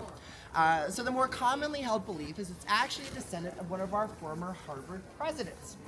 So for a little bit of a history lesson, or more of a Harvard culture lesson. So your first year, you'll live here inside Harvard Yard with us. After that, you're still guaranteed housing, but you're going to move into one of our 12 upperclassmen houses. It's less of a house like us you live in, and more like a house like Harry Potter style, so things like larger dormitories with lots of low amenities, things like that. So anyway, Those houses are usually named after former Harvard presidents. So President Lowell got Lowell House, President Dunster, Dunster House, President Mather House, and so on. Well, late 1600s, there's a president of Harvard whose last name is Hoar, H-O-A-R. So they didn't really want to name a house after him. He also had a tendency for taking the rule breakers out here into the yard, and he beat them with a wooden stick until they had appropriately relented for their actions. So the idea is they potentially took one of his descendants and had him sit for the statue, kind of as like a, we don't like you that much, but at least we'll give you something, and not even put your name on it. But the truth is, we really don't know. They never wrote it down, so it's just a mystery to us. But there is some record of Daniel Chester French actually being friends with Leonard Hoare's however many greats grandson. So it's a leading theory, but it is a mystery to this day. We'll take a couple minutes here if you guys want to snap some pictures with the statue. Now, I will mention, you notice that his foot has been rubbed golden over the years. A lot of people think it's good luck to touch the foot. You're welcome to touch it if you want, but I will warn you, this is a largely unguarded statue on a college campus where young adults don't always make the best life choices. So you can touch it if you want, but it's good to use some hand sanitizer after you do. And we'll just group up at the steps on the other side of the statue. Dignitary or head of state visiting our campus, though. They'll move the American flag over to this flagpole closest to us, and on that far one, we'll fly the flag of the visiting country. So you're going to see two flags in front of University Hall. Very important is visiting us there. They took it down right now because they don't have anything in session. Oh,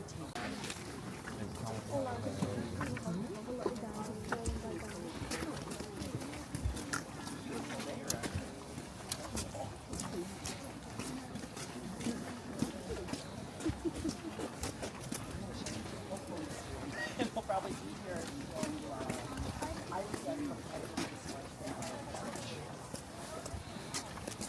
once it's here.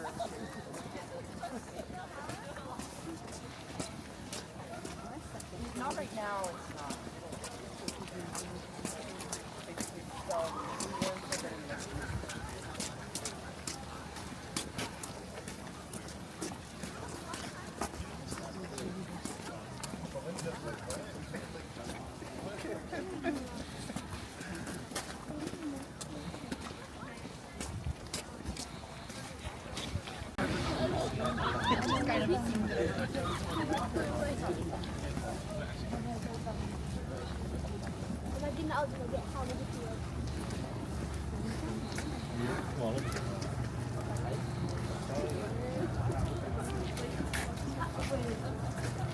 Oh yeah?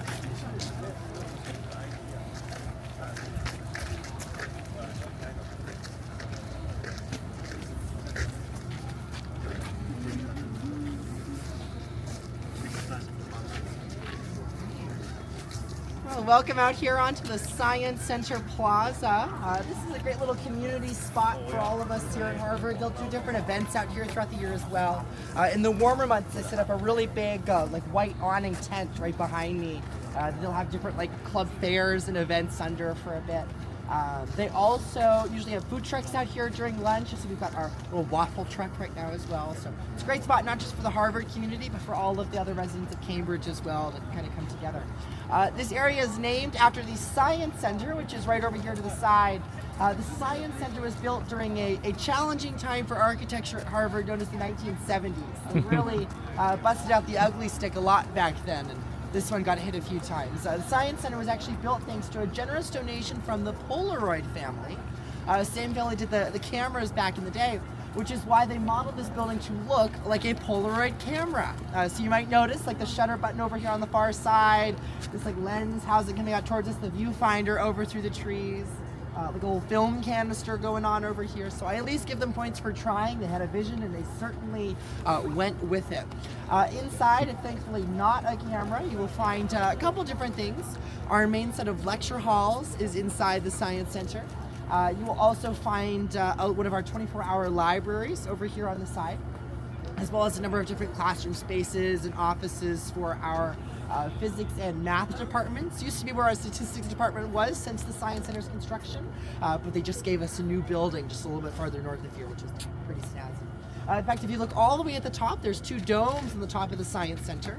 That is where 2 of our telescopes are kept here at Harvard. The one on the right is a research-grade telescope for our graduate students to use. The one on the left was actually a very generous donation to the university back in the 1960s from a gentleman who had tons of money and a kid who loved outer space.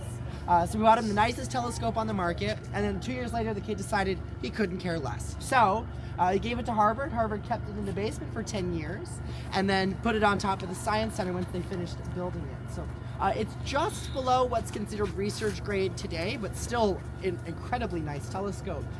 So they actually let the undergraduates and graduate students go up to use it just for fun. You have to take a class on how not to damage yourself or the telescope by doing so, and they'll give you swipe access to head up there anytime you want. One of my first weeks here, actually, I went up with a group and we got to see the rings of Saturn through the telescope, which was honestly one of the coolest experiences ever. So it's cool to have it right next door too to all of our first year dorms. One other building that we'll chat about over here is our much nicer looking building, that big red brick one back there. That is Memorial Hall. Memorial Hall was built in 1870 as a memorial to the Harvard students who fought during the American Civil War, specifically for the Union. It's one of our few memorials on campus that are only for students who fought on one side of a conflict instead of both. So anyone who fought for the Confederacy or the South during the Civil War are not memorialized inside Memorial Hall. But if looking at the building, if I made you guess like what kind of a building it was by looking at it, what are some ideas you have from the appearance? Church. Church, yes. A lot of people say it looks like a church. Well, interestingly enough, when Harvard had it built, they specifically told the architects that they did not want a church. They wanted a non-religious building installed for this memorial. Well, the group who built it is known as the Freemasons, and the Freemasons are a religious group. And so the conspiracy theory is they were so upset that Harvard would not let them build a church that they made it their mission to put as many religious, symbolic elements as they possibly could into the building without actually making it a church. I'd be willing to say they succeeded in that mission, and I'm glad they did. It's a lovely, beautiful addition to our campus. A couple different portions are inside of it. Along the very back side, you'll find a Sanders Theater. It's our largest lecture hall on campus. Seats right around 1,000 students. We actually do some of our large lecture hall classes in there, as well as different performing arts events throughout the year. One of my roommates this past winter had his a cappella group concert that happened in there. So it's a really cool spot. This long extension coming off the building towards us, that is Annenberg Dining Hall. That is where our first year students have their breakfast, lunch, and dinner, and some snacks too, because why not? If you've ever seen the Harry Potter movies, you've seen a building very similar to Annenberg. And that's because both Hogwarts and Annenberg were modeled after the same building, which is Christ Church in Oxford, England. So, think vaulted ceilings, stained glass, long wooden tables, oak floors, whole 9 yards. They haven't quite got the floating candles yet, but I hear they're working on it in our physics department. Then why does it have 4 flags at the top? The 4 flags? That is a really good question. Actually, that whole tower is a reconstruction. They had another big fire. We seem to have a pattern here at Harvard in the 1950s that took out that whole tower, so they rebuilt it right after and tried to reconstruct it to look like the original, which is cool. We get the fun colored roof as well. But yeah, that dining hall right there is actually only for our first year students. Sophomores and up are not welcome to eat inside of Annenberg. That's because they really want it to be a community building spot for those first year students before they head off into those upperclassmen houses for their later years with us at Harvard. It's a pretty cool spot. It's very high security, unfortunately not open to the public, but there are lots of pictures of it online. So I'd recommend seeing a little peek at the inside if you can. But that's it right there, and we're glad to have it. In fact, if you talk to students who were with us before around the 1990s, they'll have very different opinions of Annenberg. That's because this used to be the final examinations hall for those students before they changed it into a dining hall in the 1990s. So just before that, probably have more fearful opinions about Annenberg. We're going to head back into the yard for our next stop.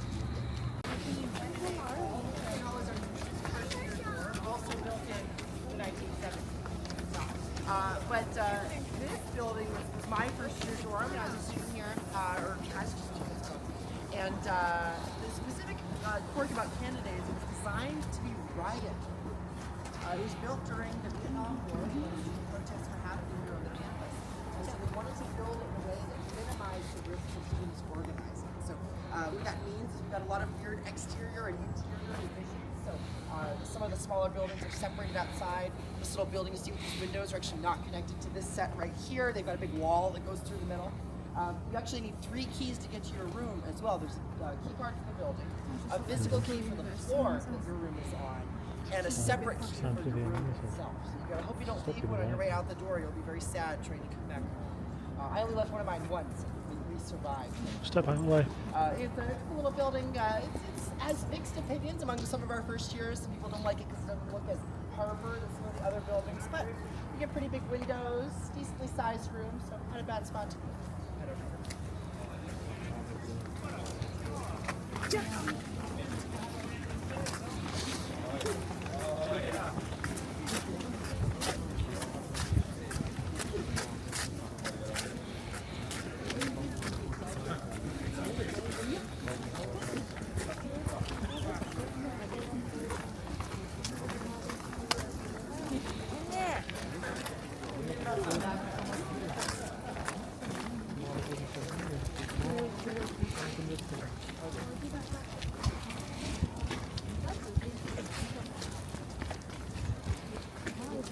Oh, I wonder how much steps are them.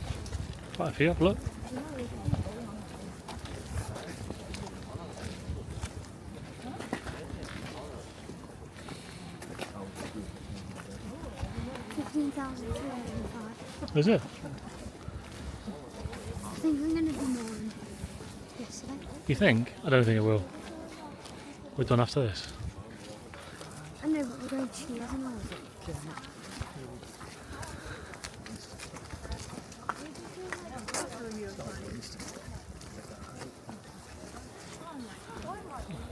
It's the icicles, Jack, up there, look. On the building.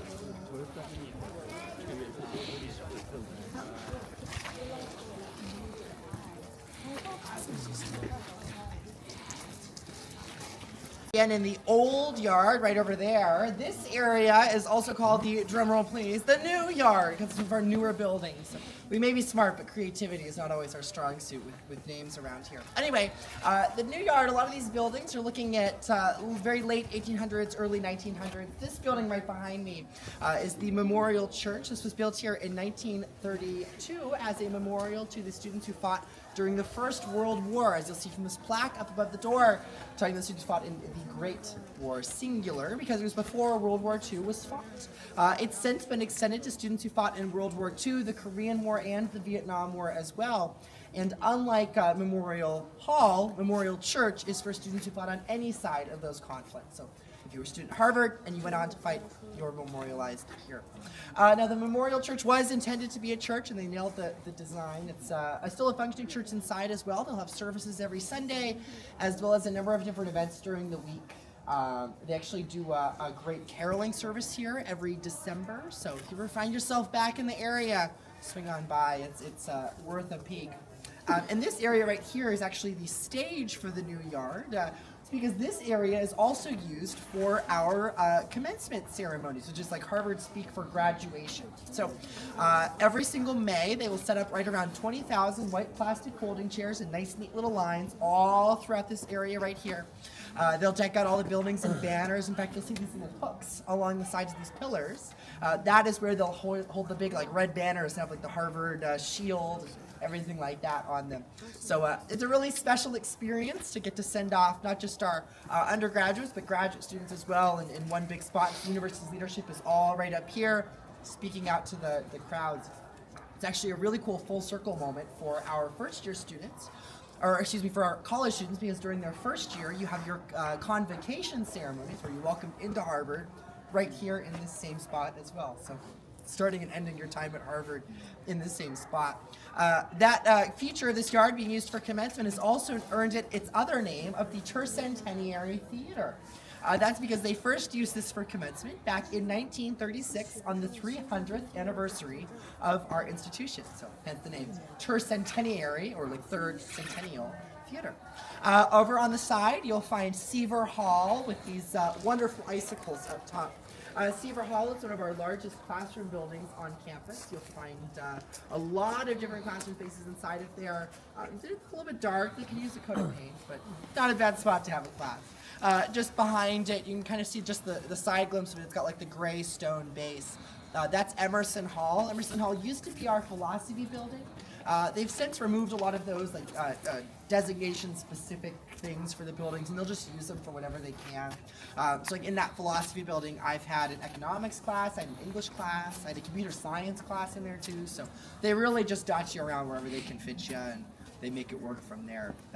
Anyway, it's a pretty nice spot to be. Anyway, we're gonna walk right along here, the center path towards Widener Library down there, and we'll chat about how we ended up with such a beautiful building here on the campus.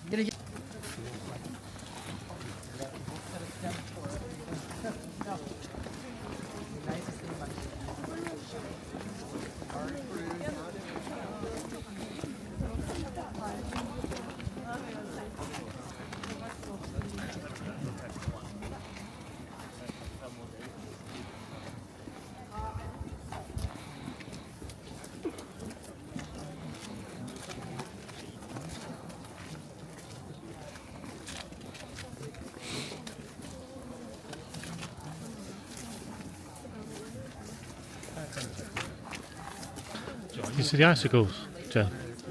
Seen them? Yeah. On there, yeah. Well, unreal, aren't they? Stunning campus there, isn't it? Yeah, it's lovely. It's even nicer with the snow, isn't it, as well? Looks really good.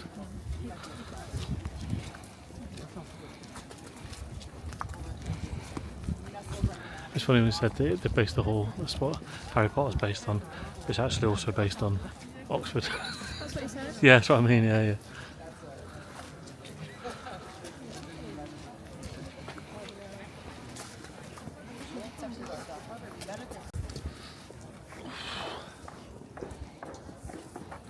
Well, welcome to the centerpiece of our Harvard Library collection. This here is the Widener Library, as it's called around here. The more formal name is the Harry Elkins Widener Memorial Library. This was built here back in 1915 as a memorial for Harry Elkins Widener, who graduated from us back in 1907. So not very long between graduation and a really big memorial. And the reason for that is that Harry had a very dangerous hobby called book collecting. He loved collecting books. And so after he graduated, his parents had buckets of money, so they sent him off to Europe to go around and find some books. So off he went. He found some really impressive books over that time in Europe, some of the original papers from Francis Bacon, as well as one of the Gutenberg Bibles, one of the first books printed out he found on that trip over to Europe. Well, anyway, fast forward a couple of years, his parents decided they missed him, so they came out to join him. And after a few years of gallivanting around, they decided it was time to return back home to the United States. So a little bit of a trivia game for you here. So it's 1912, you have a lot of money, and you want to get from Europe to the U.S. very quickly. What type of transportation might you be taking? Titanic. Titanic, yes. So the Widener family were passengers on board that maiden voyage of the Titanic. If you have yet to see the movie, spoiler alert, boat sinks. Do not go well for the Widers. They were in first class. There was dedicated lifeboat space for them. But Harry and his father decided to give up their lifeboat space and allow additional women and children to get off the boat safely. So of the trio setting out from Europe, only Harry's mother, Eleanor Widener, actually survived the sinking of the ship. So Eleanor comes back, she's heartbroken, she's lost her son and her husband. And so she decides she'd like to use some of her fortune to put up a memorial for Harry. And what better memorial for a son who loves books than a library? And what better spot than here on the campus that he loved so much? So she comes to Harvard with around $13 million, so well over $100 million adjusted for inflation. And she says, I'd like you to build me a library for my son. And so, Harvard looks at the amount of money and they think for 2 seconds or so, and they say, yes, we'll take your money, we'll build your library, don't worry about a thing. And that's exactly what they did right here. Home to the largest private collection of books in the entire United States. I've also heard that we are just behind the Library of Congress in terms of total collection size. So there's a lot of books, to put it briefly. Now, there's a couple quirks about Widener Library that stem back to a set of conditions that Eleanor laid out in the granting of the funds to Harvard to build it. First of those is that Harvard is not allowed to change or remove any brick, stone, or mortar from the outside of the building once it's put in place. And the reason for that is prior to Widener's construction, they had a different building here called Gore Hall, also a library and also a memorial. Well, anyway, Eleanor recognized that Harvard was very enthusiastic about busting out the bulldozers when she opened her checkbook. And so she worried that in a few years' time, someone else might come along, more money than she had, and they would tear down wider library and put up something else. She didn't want that. So got Harvard to agree to it, which I don't know how, but anyway, they built it big for a reason. Eventually, though, they ran out of space. And so instead of being able to just expand outwards or build a new building like they've done for most of their others, they had to get a little bit creative, and they found a loophole that there was nothing that said they couldn't go down. So you'll find 6 floors above ground full of books, in addition to 4 floors underground, also full of books. There are 50 miles of bookshelves in this one building right behind me. Which means you can run about 2 marathons through the shelves and not pass the same book twice. So it's a lot of books, to put it briefly. Other conditions, she wanted a replica of Harry's reading room installed into the library, which is inside of there. Very restricted access, though. Only Harry himself is allowed inside, if he ever decides to come back, as well as the curator of the library, who goes in each day, puts fresh flowers on Harry's desk, and turns the page of the Gutenberg Bible on display at the entrance that Eleanor saved during the sinking of the Titanic, and then donated to the university upon the completion of the library. So if you're a very determined student, you go in every single day, you can read the entirety of the Gutenberg Bible. You also have to know German, so that weeds out a couple of the population. The last condition was Eleanor was firmly of the belief that the only reason Harry did not survive the sinking of the ship was because he simply was not a good enough swimmer. Never mind, freezing water at the Atlantic clearly wasn't the problem. Swimming, that was it. So she got Harvard to require a swimming test for students to graduate, which was here until around the 1970s. At that point, Massachusetts passed an early version of the Americans with Disabilities Act, which basically told Harvard you can't force your students to swim to give them a college degree. So that has gone by the wayside, but we still keep the outside of the building in tip-top shape, as well as the reading room inside of there as well. This building is technically student access only. If you'd like to try your luck, you can go talk to the security guard. They might let you through, I don't know. But it's wonderful on the outside. A little bit about an interesting fact about these steps right here. They were actually modeled after the very famous steps in Philadelphia on one of their big museums, also known as the Rocky Steps, like from the movie Rocky. So if they look familiar, that might be why. Actually, after our first year convocation ceremony, they'll bring the entire first year class from the yard up here onto the steps, and they'll do their class photos. So they'll take a picture of them all up here in all their nice, suits and everything like that. And then that night, they'll set up a big projector screen next to these 2 trees right here. And they'll actually do a screening of the movie Legally Blonde with all the students watching here on the steps. Anytime they mention, we got into Harvard, it's like, everyone cheers. It's a really cute night, kind of welcome to Harvard and welcome to the Harvard community. So we're going to head off this way for our next stop to talk about some of our first year dorms. As we walk, you're going to see a little plaque on the side of the library that talks about Gore Hall. If you trust the plaque, the only reason they tore it down is because they had simply long outgrown the space and it was overdue to get a new one. They do not mention the large donation they received to do so. So I'll let you decide the real reason why we have Widener Library and not Gore Hall right now. It's really pretty. I kind of wish it was still around here. Very like a Gothic style architecture. Right next to us here, you're going to see Weld Hall. Weld Hall is one of our first year dorms, which is where Neil deGrasse Tyson stayed as a student, as well as John F. Kennedy, former U.S. president. Both of them were aside of Weld Hall right here. Now, students will still stay inside of Neil deGrasse Tyson's suite. They do not stay in John F. Kennedy's room anymore. But the reason for that is not what you might think. In the 1970s, Harvard got a little renovation happy, and they built an elevator shaft straight through John F. Kennedy's old room. So doesn't matter how famous you get, they still might screw you over if they really feel like it. Anyway, right behind me, this is Gray's Hall with the gray stripes. Gray's Hall has earned the name of the Harvard Hilton because it was our first dorm inside the yard to receive running water back in 1897. Very fancy institution now. All the dorms do now have running water, but this was the first to get it, and the name has stuck around ever since. Famous alumni include Natalie Portman, stayed in there, as well as, let's pause it, Ted Kaczynski was a student inside Gray's Hall, later known as the Unabomber.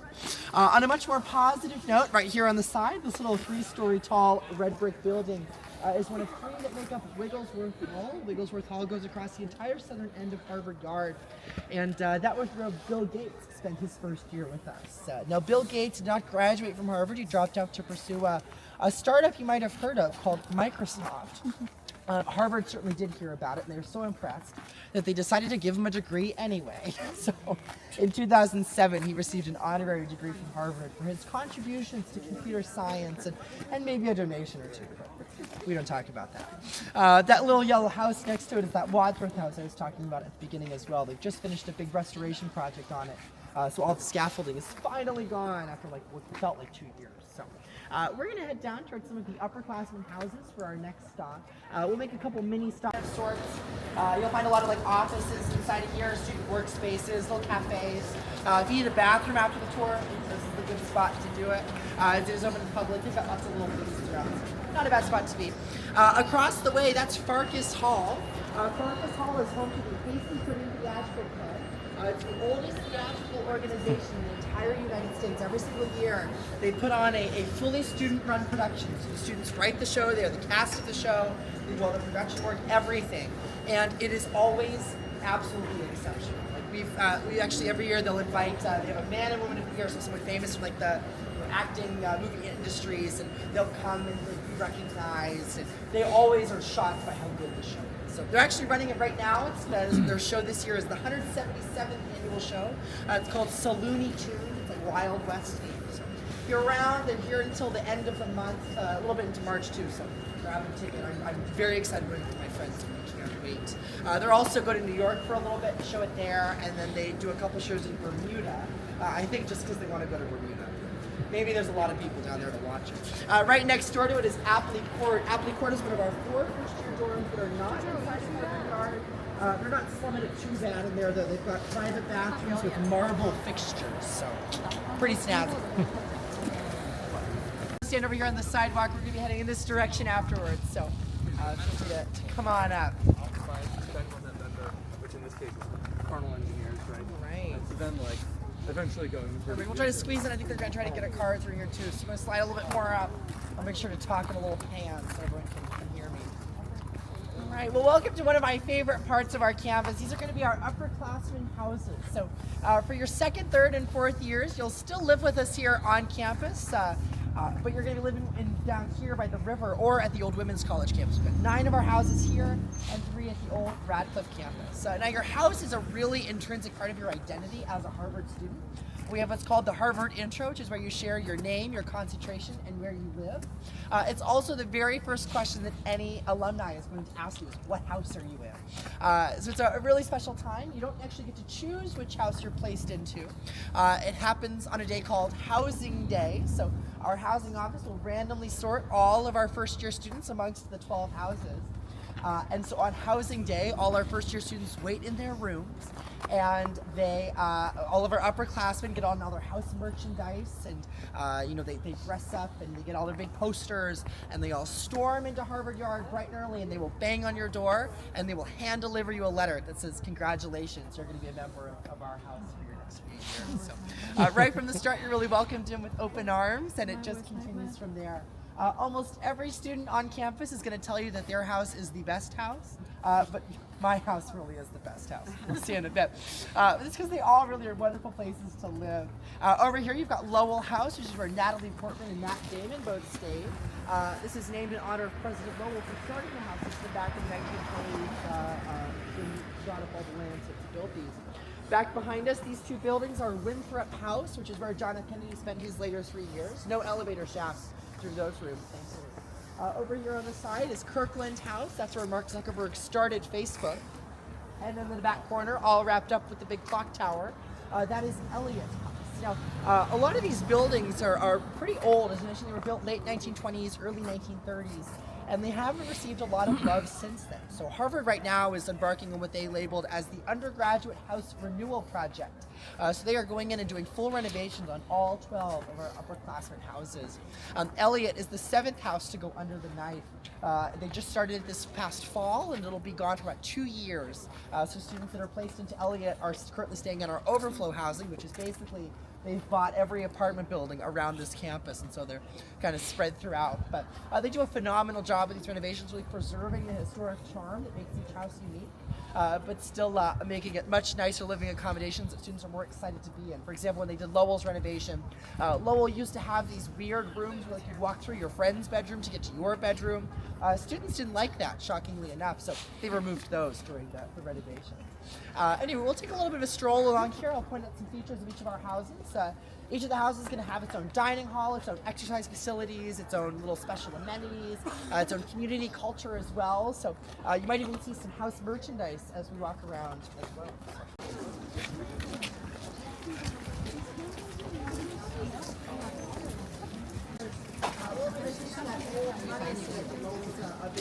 Oh, look at it.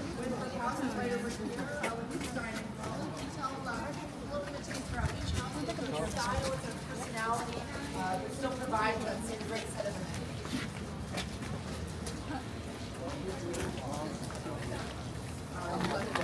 Well, that's where the dinner's. A big fireplace. What do you say? Wait, We get dinners in the right now. I could get that at university though. Got your own dinner.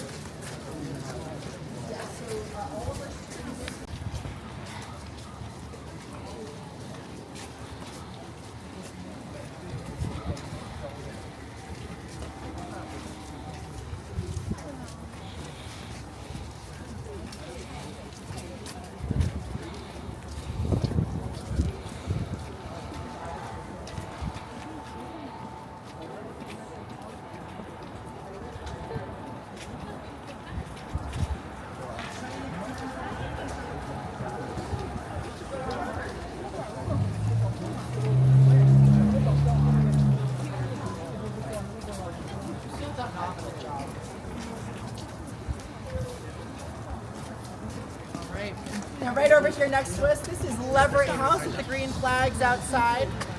Leverett House also has two portions. There's McKinlock Hall right here, one of the original buildings that was renovated. Just past it, you won't see it from on a tour, but there's two 12-story tall limestone towers, often deemed the ugliest buildings on our campus, to the extent that if you get a postcard of Harvard, they will sometimes Photoshop them out because they do not look Harvard enough.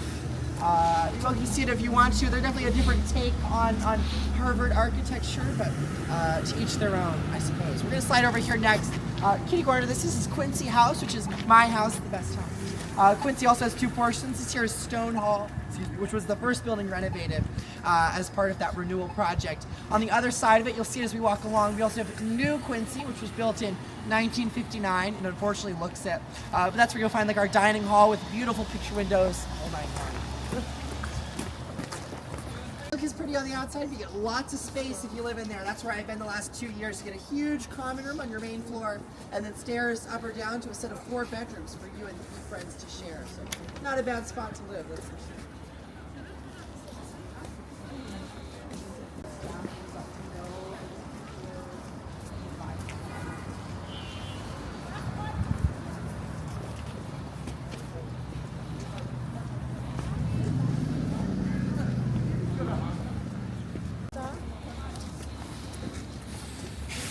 Perfect. So welcome here. A couple of things we'll chat about right here for our kind of last major stop. Over here, this is Adams House, starting with Clymerley Hall. We've got Randolph Hall right here, and then Westmoreland Court right down there. This is all used to be apartment buildings that Harvard purchased after they built the house system because they all went bankrupt, so all the students wanted to live over there instead. So they made this Adams House. They just finished Adams renovations. And they actually made this our first house to get air conditioning into the individual student rooms with. But Quincy's still the best house, if I do say so myself. The last building we'll chat about is the Lampoon Castle right over here. This little weird narrow building. It's actually on the National Historic Building Registrar, so they really can't change anything with it, even if they wanted to. But this is where you'll find the home of our Harvard. The Harvard Lampoon Club. So if you know, like the National Lampoon, they did like the movie Christmas Vacation stuff. It's kind of a spin-off of the Harvard Lampoon. So they put out like a little like comedy satire magazine every so often. They also do lots of little comedy things here and there.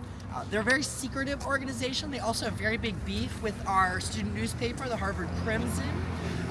So they love to try to like play pranks on each other. There's a whole thing when Conan O'Brien was president of the Lampoon that they like stole this special chair from the Crimson, got the Crimson all upset about it. So there's always something exciting happening over here at the Lampoon Castle. But at least they have the fun colored door. A lot of very famous comedians have come out of there. Colin Jost as well, currently on Saturday Night Live, was a member of the Hasty Pudding Club, or no, not Hasty Pudding, National Lampoon. He was here at Harvard. So this does bring us to the end of our tour today. A couple quick announcements, and I'll take us over to the Harvard shop, which will be our very final stop. I'm happy to answer any questions over there in the Harvard shop. Also a great spot to get any Harvard merch if you haven't already. The Harvard shop is fully student run from the corporate side down to the sales side, so all those proceeds go back to support our financial aid initiatives.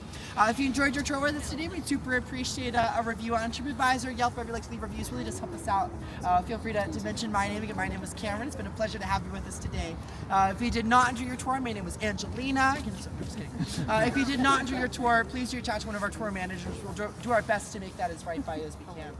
If you'd like to leave a tip, you're welcome to. Certainly appreciated, but not required by any means. And happy to answer any of the remaining questions you have, any pointers, directions, tip, advice, anything like that, over at the Harvard shop as well. So thanks so much for coming around with me this afternoon here in Cambridge, and have a great rest of your day here in Cambridge and Boston, wherever your travels may take you. So thanks so much. We'll head on over.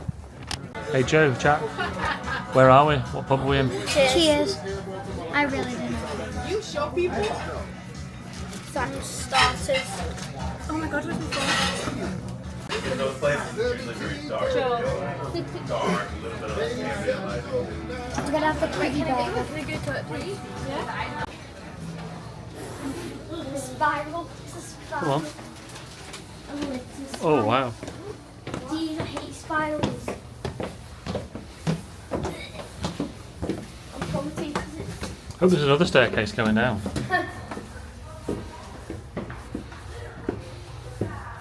Oh wow. There's more. Did you get a picture here? Do they? Yeah.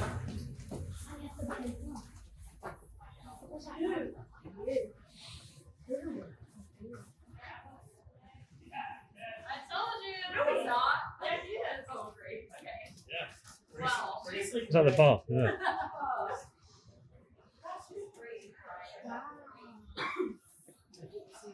I don't know. Who's Sam? Sam Malone?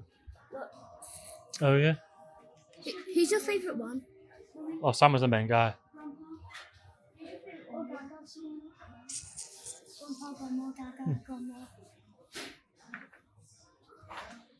Oh, there's a baseball top. Look. See, look, there's a baseball top there. The red one. Yeah, that's nice. It's got Malone on the back. I say it. Yeah, yeah, look. Come on, camera. Come on, cameraman. Look. That's good, isn't it? Oh, this magnet, mate. Do you want a magnet? Yeah. Can I open it? Is this a magnet? Yeah, I can get that. No, why are you getting this? I've got socks. Mints. It says mints. There's that one there, look. That green one behind you there. Property of Cheers. Daddy, there's a copy of that.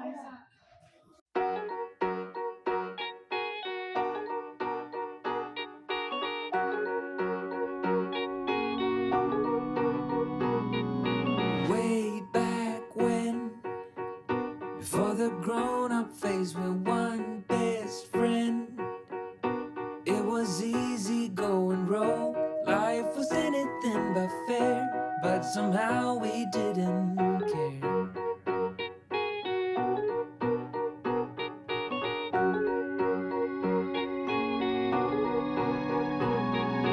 Way back then, we saw all the movies on a big screen when we couldn't afford to pay the price. We snuck in through the back, hearts racing as the lights went black.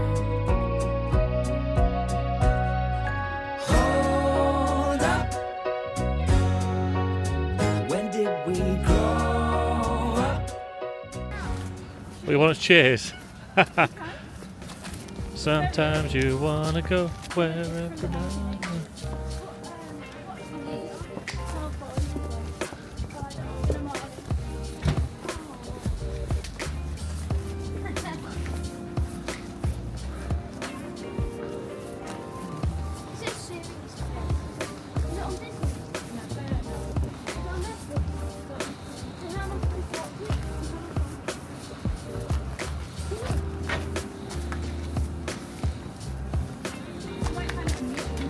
Careful.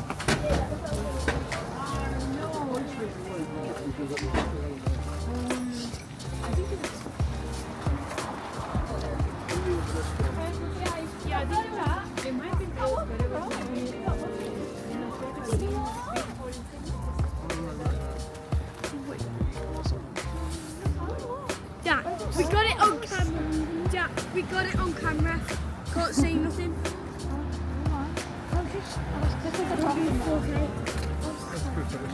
Right, come on,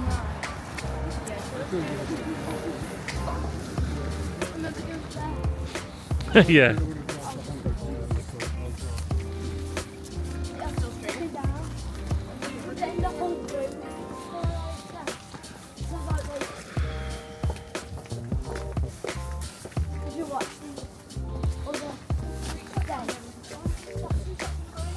Yeah.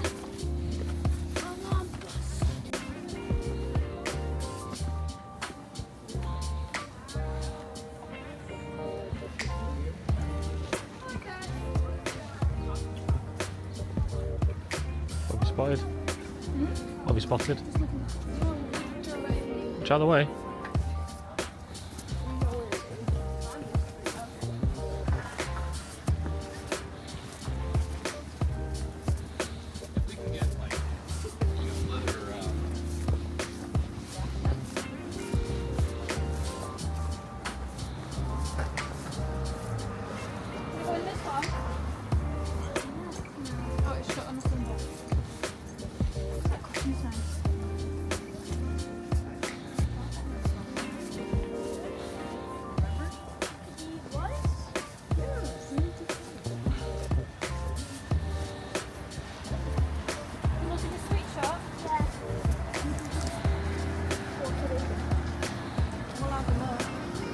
Of course, we'll have a look.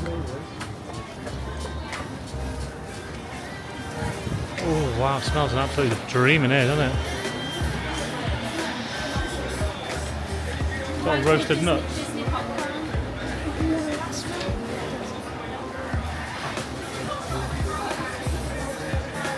It's all nuts. Joe, look. It's all fancy. It's all fancy. Realise it's nuts. Well, I can smell roasted nuts. We've got enough nuts in our family, haven't we? Yeah. So that was a nut factory. Then you know what I mean by that.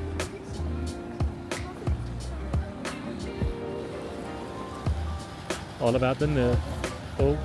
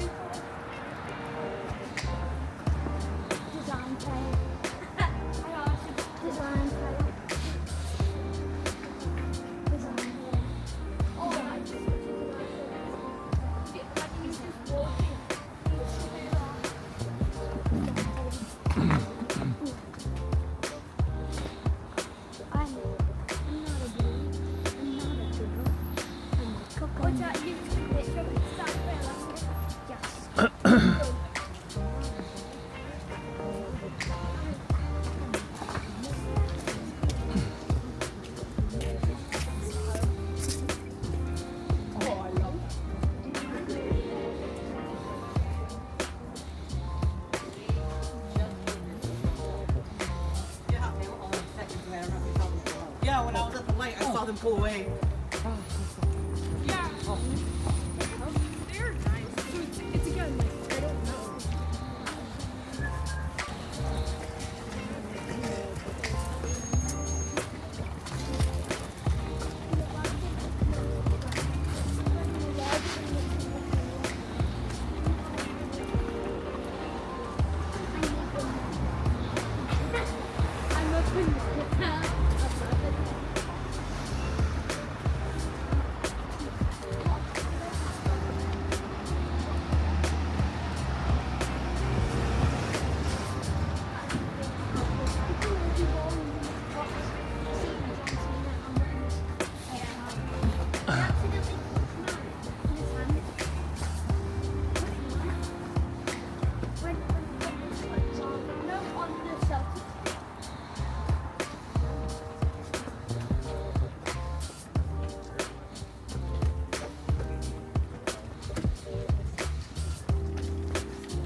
Quick.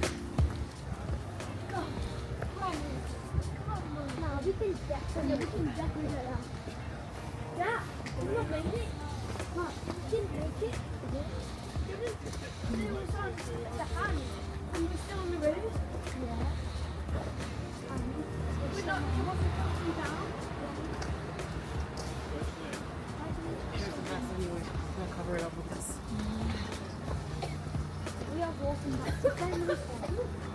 This is where we came back from Cambridge, wasn't it?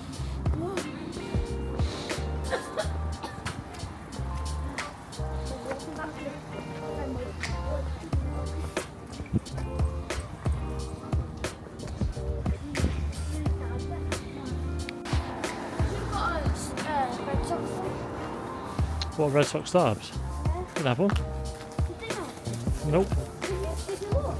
Yeah.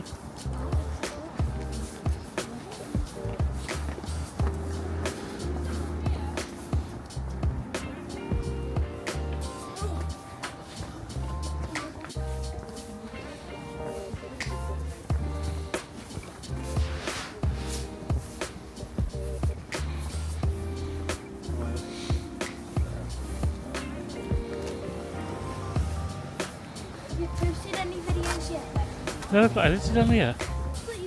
When I've edited them? When you were sleeping? Remember how much editing I've got to do because you couldn't talk that time? What?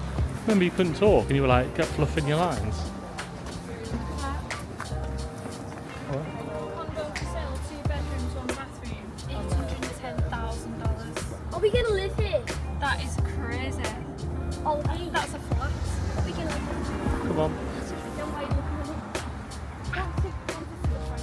Come on, quick, quick. How much your house?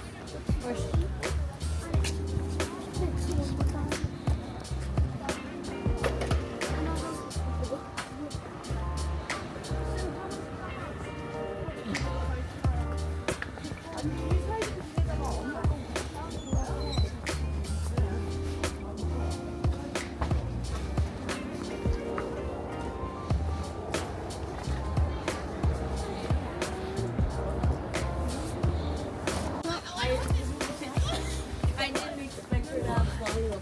It's a lie. Isn't it?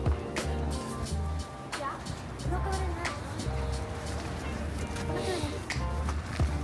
Someone who's run out of budget, you're doing alright here with the shops, aren't you?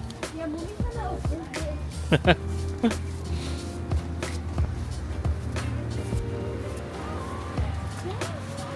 Nice little street to stroll on, though, isn't it? There's your blank street. Yeah. I'm just coming down.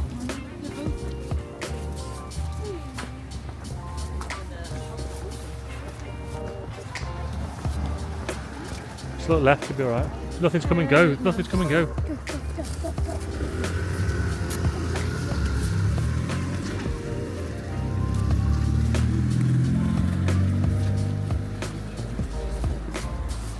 Oh, chocolates, Beacon Hill.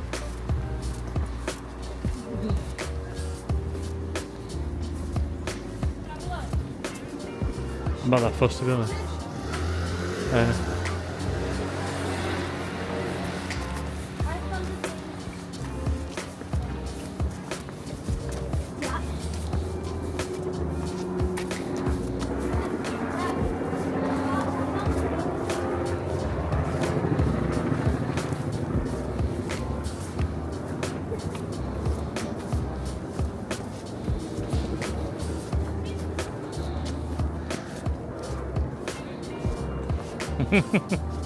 Getting very thirsty.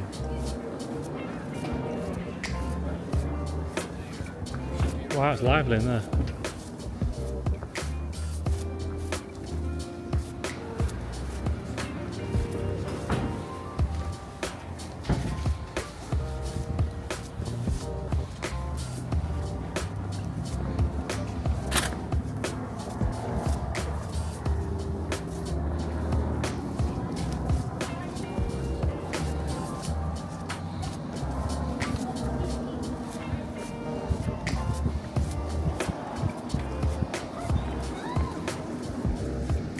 Oi!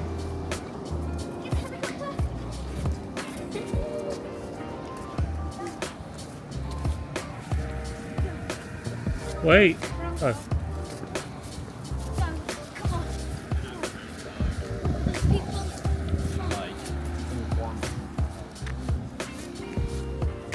We made it, people. We made it. I feel like we need to jump on this at the hotel. Yeah, yeah. Jim. Yeah. Jump on this at the hotel. We'll go Starbucks, then we can walk back. It's good, 'cause it's just across the park, isn't it?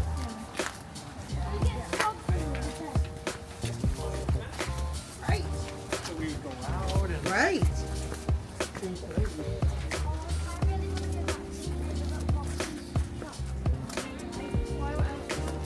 Well, we could carry on doing the Freedom Trail like the guy said. Oh yeah, that's a good idea. We didn't finish it, did we? We'll carry on with the freedom trail. We'll jump all this. And we'll go and do it all again, walk it. Yeah, but it takes you to where you wanted to go, Jack. Yeah, but there's loads more to it, isn't there? Because it takes you to the USS Constitution, doesn't it? Is that what he said he had to go? Yeah. Got a baby. The USS Constitution. One quick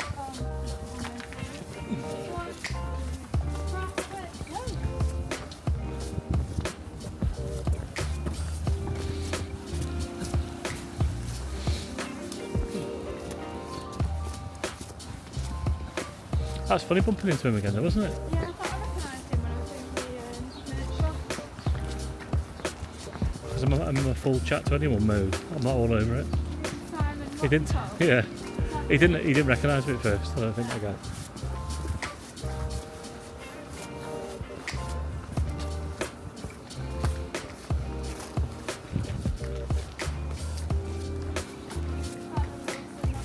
Yeah. Okay.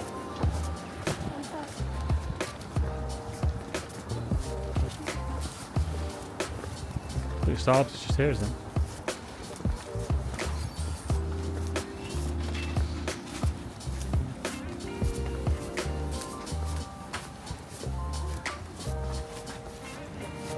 Here it is. Got our mugs.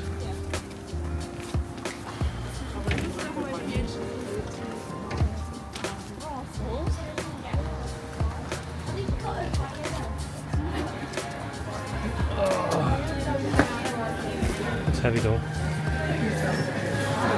You got it? Hey Jack, how many steps you up to? While we're just waiting for this crossroads. Wait, don't you need that? I've got my phone. Hang on, he's here. 19,470. What's that in kilometres? Real quick. 10.97 kilometres. 10.97 kilometres? Yeah. Wowzers. And Joseph? So, oh, it just changed. 20,460. And what's that in kilometres? 11.54. Wow, 11 kilometres 54. Wow. So, you know when you say that? That is a mooch. Yeah, so we've been busy, almost busier than yesterday. Now we're heading back to the hotel to dump our stuff to then go and finish the Freedom Trail. Catch you in a bit. Hey Joe, what are we doing? We're going back on the Freedom Trail. We're going to see the heart. Come on. Come and join us. Come and join us. Come and join us, everybody. Right, my challenge is at least one bit of my foot has to be on the line. One bit of your foot has to be on it. Oh, Jump. right, here. Go, quick. Oh, got it, I got it. Right, cut that bit out where I did. Jump to AI, you're jumping it. Yeah. The only time I've ever seen it. Oh, quick, that's good timing.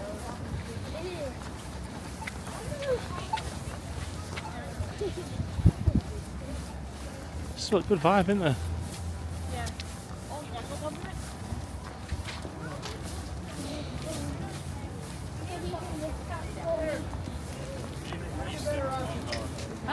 Oh, it's going to be difficult. Keep going straight, come on. But my challenge, I died. Yeah, but it's over there, look. Right, I'm allowed to stop when I'm not allowed to stop. So when it turns out somewhere, I'm allowed to go off it. Not allowed. It's a nice bar, isn't it, for sport? Oh, we walked past that, didn't we? The Alma Cantina. Are you going to tell me that? Oh, there's the oyster.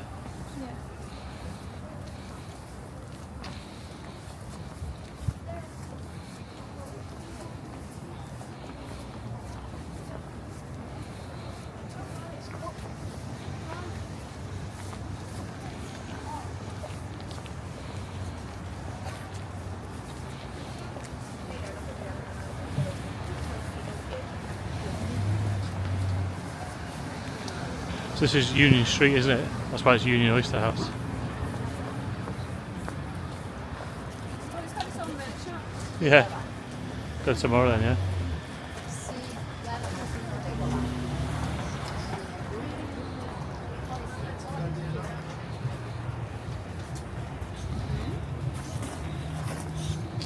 Right, I'm officially back on it. Thank you.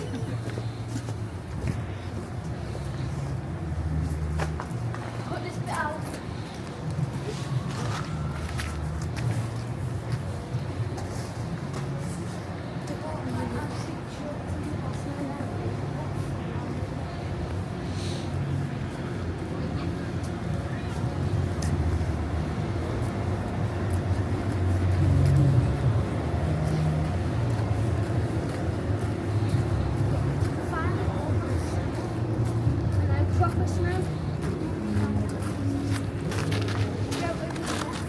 Where's Mummy?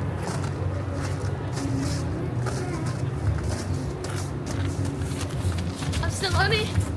I said a little Doing a bit. Freedom Trail dance. Look who's the best. No, they're not. Rainbow United are the best. What team? Celtics. Celtics. Pompey. Celtics are best. I mean, even allowed to do this. The bottom of foot's still on it. Bro. I really didn't know what Cross over into...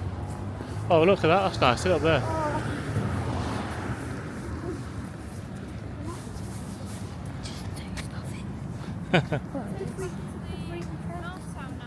Yeah. North side. Is it north side? Yeah. Oh, north end. Oh, this way. This way. But guys, I gotta be quick. Car's coming. Right, one more. It's okay. Oh, it's telling us to go here now. That's annoying. Oh my god! It's coming this way now. Could just gone that way. You press the button.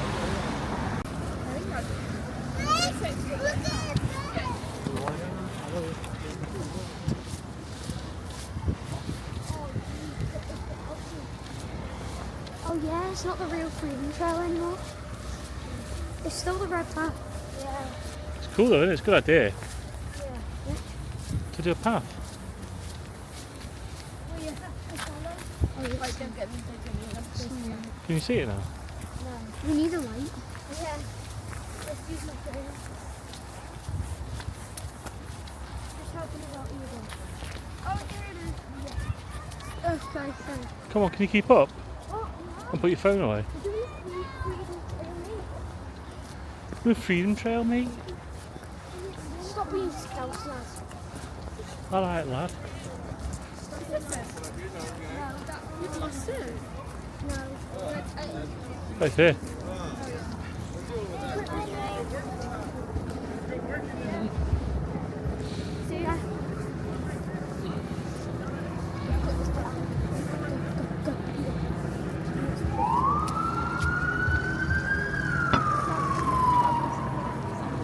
Which way's it going now?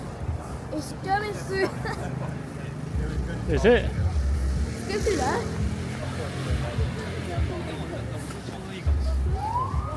Maybe it went the other way. Nah, we don't care. Oh, yeah, no.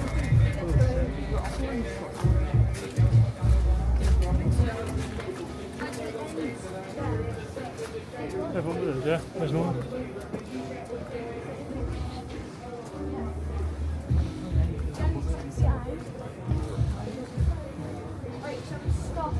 There's nowhere to stop.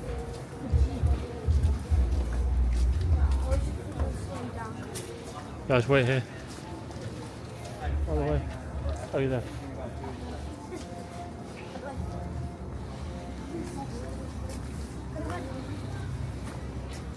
I think we have to swing a right, don't we, somewhere? Yeah, went the other way.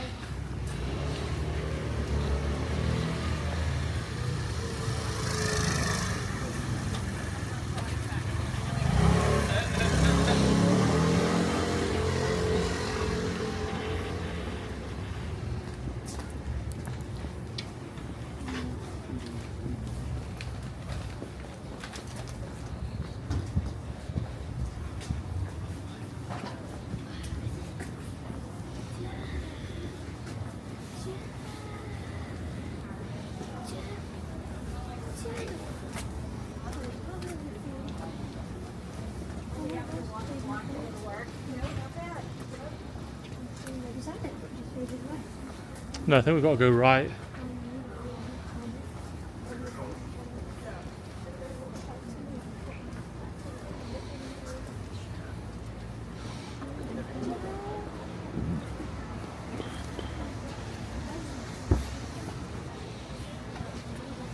I think it's on that road up there. Yeah, come on this way.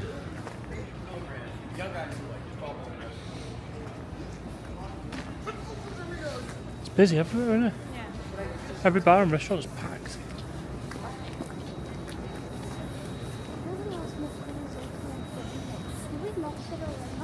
This is the main road through Little Italy.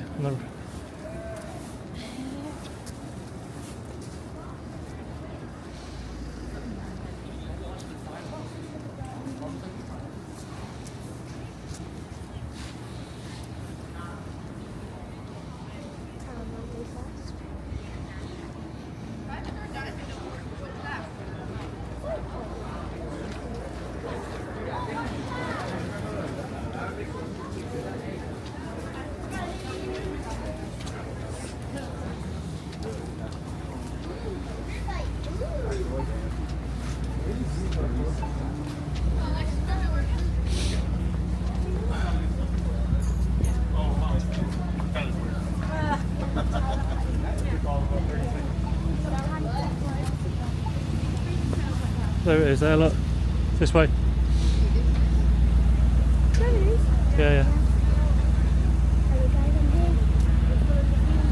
Should we go? Yeah. It says stop. Yeah. Yeah, we've done that there. Yeah.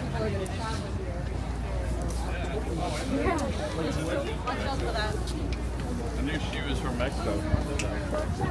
The whole restaurant. He's got a bar. No, Paul Revere's house that we saw yesterday. It's over that side. Oh my god.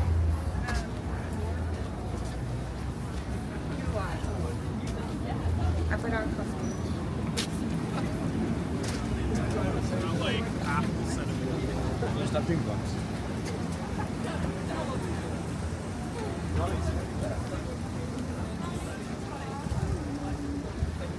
Oh my god, that's scared me.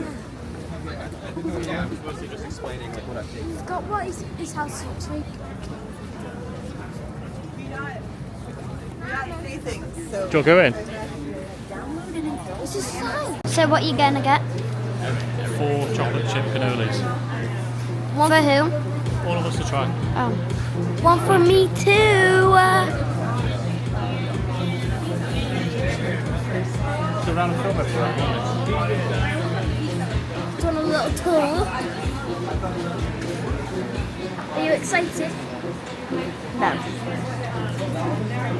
Oh, did you film me then? Yeah, you excited? Yeah.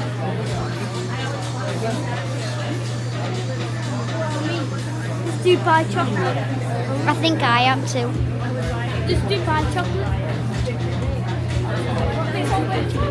It looks tasty. That's cool. Turn off, yeah?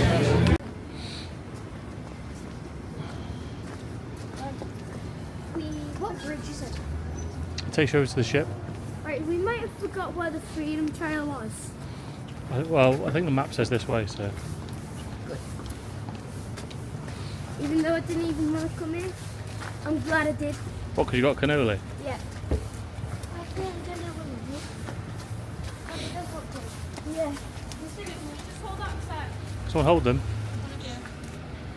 Fix me. Stop. Seriously.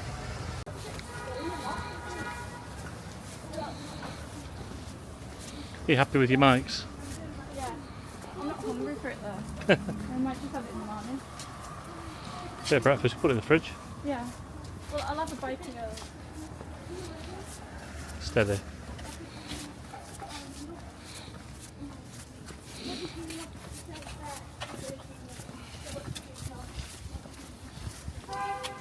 I'm still full from that tea. I know, yeah.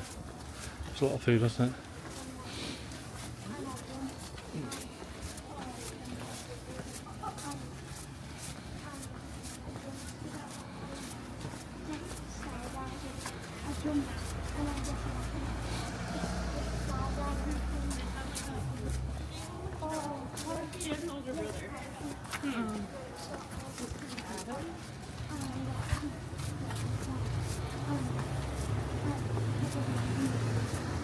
I'm not seeing like any little supermarkets. Yeah, yeah. Do you know to get a core for your room? Oh, right, yeah. Oh yeah, I did that 3 times. Yeah, straight on still.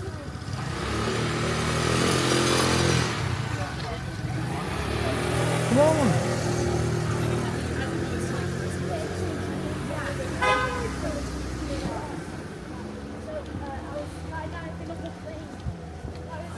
Always walking up Prince. No, I was in New York.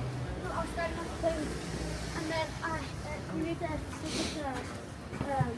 school, like Statue of Liberty. Not necessarily like that they have their own areas, but I like that there's like.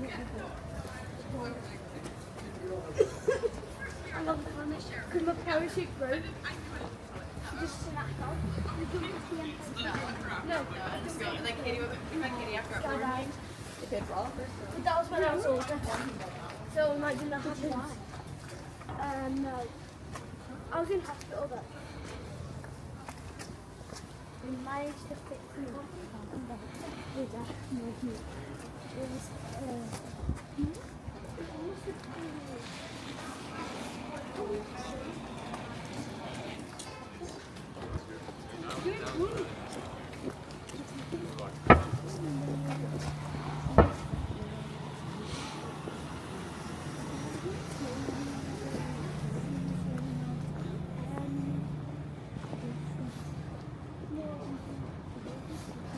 I know, I want to.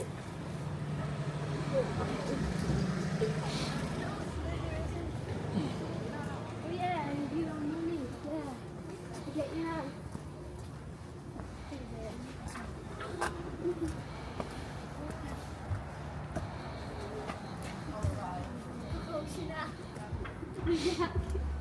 Yeah, we would do it at the trail. And the tree on Fortnite, yeah. Yeah. I think you're on the trail on Fortnite. So you're in a 2-seater car. That one that's on the top, you were too. And so there's a new team. They were like, Jack, you'll go shoot now. You'll go shoot now. Then they fell off the table. What's the floor? Wow. What was it? Noodles. Juice. That's why I said watch out for them.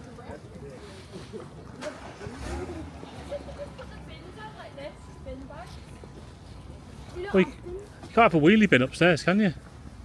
So, They're doing New York and London. so a little catch up. I think we lost the Freedom Trail. Joe. We haven't. We're nearly there now. No, because we don't have a mic on. We're nearly at the end now. Yeah. It's where the ship is. Are we getting Yeah. There's all this walking. And then we see the little bridge. Watch there. It hurts my legs. I know. You're draining our energy. I know. So in bed we can't move. In our duty. These have got wings. Yeah, they've obviously got somewhere to keep them, haven't they? They've still got bin bags. I think it's a good price. Come up to side it.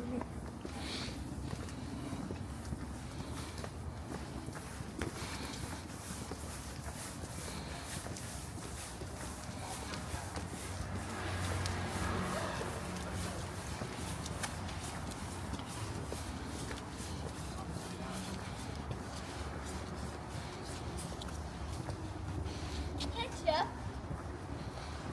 Ketchup.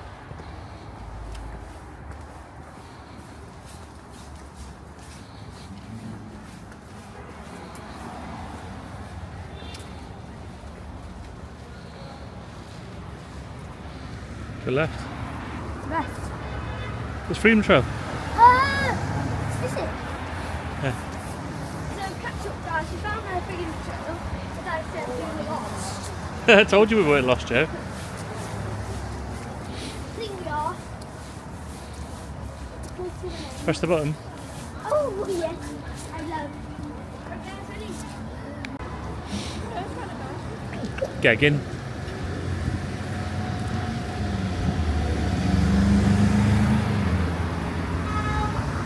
We're on go here as well. Freedom!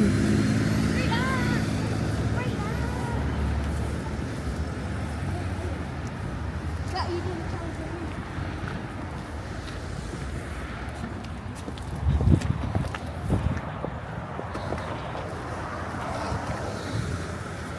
Charlestown Bridge. Pause if you want to read it. John Hancock. Pause the video if you want to read.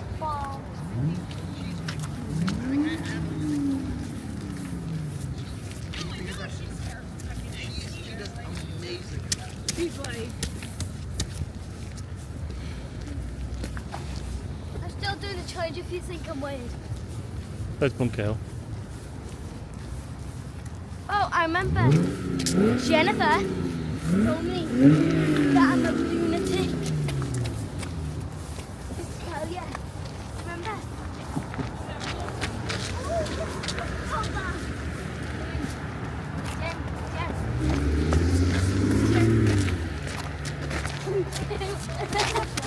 Jack, what is wrong with you?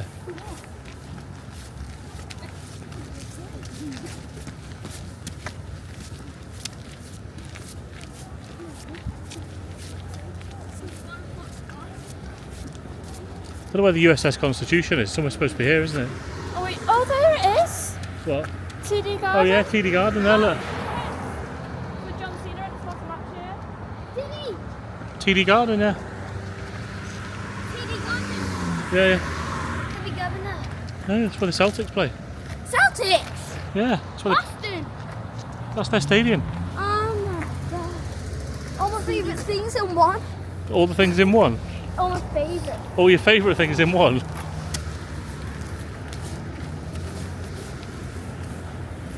seatbelt's over it. Nah, it's all the way around. I think this is the start of the lake that goes round to where it's frozen. You're not walking to that spike, are we? Yeah, it's just there. What? It's miles away. It's not I bad. can't walk to it. You have to pull me. It's just there! No way. Hey Jack! Guess where we're walking to? That monument that's lit up. Down there! You were walking to that monument with flipped up. Where's the boat? Where's the USS? Oh my! Where's the USS Constitution? Is that it all the way over there?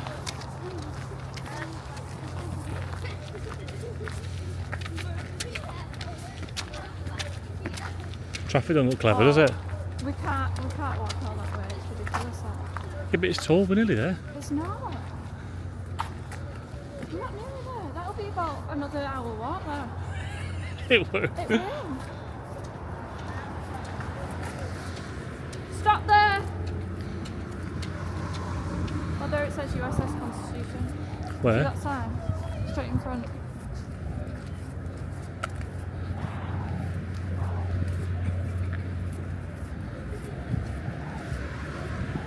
You can't walk to that, it's ridiculous. That's the end of it, though.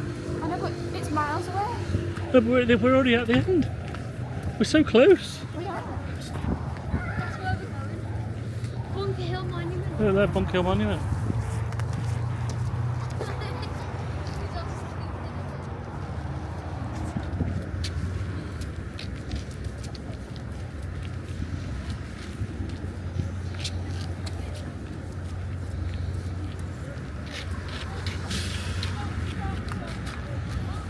We should go back. It's too far. It's there, I can see it there. I know you can see it, but that's about an hour's walk. You like skipping into the stuff. Quick update. We're going to do the last 10 minutes. See if we can get there. Jen, how do you feel about Bunker Hill? You excited? Excited? Stay with me. It's TD Garden, look. See it? Right over there, can't see. Right, so we've just been down to the north end. What's up here? I hear you. I want to walk you. We've been to Mike's Pastry in the north end. Because Oh my! Any comment from you, Jack? look good, don't they? Jack the cameraman. Right, you try one first.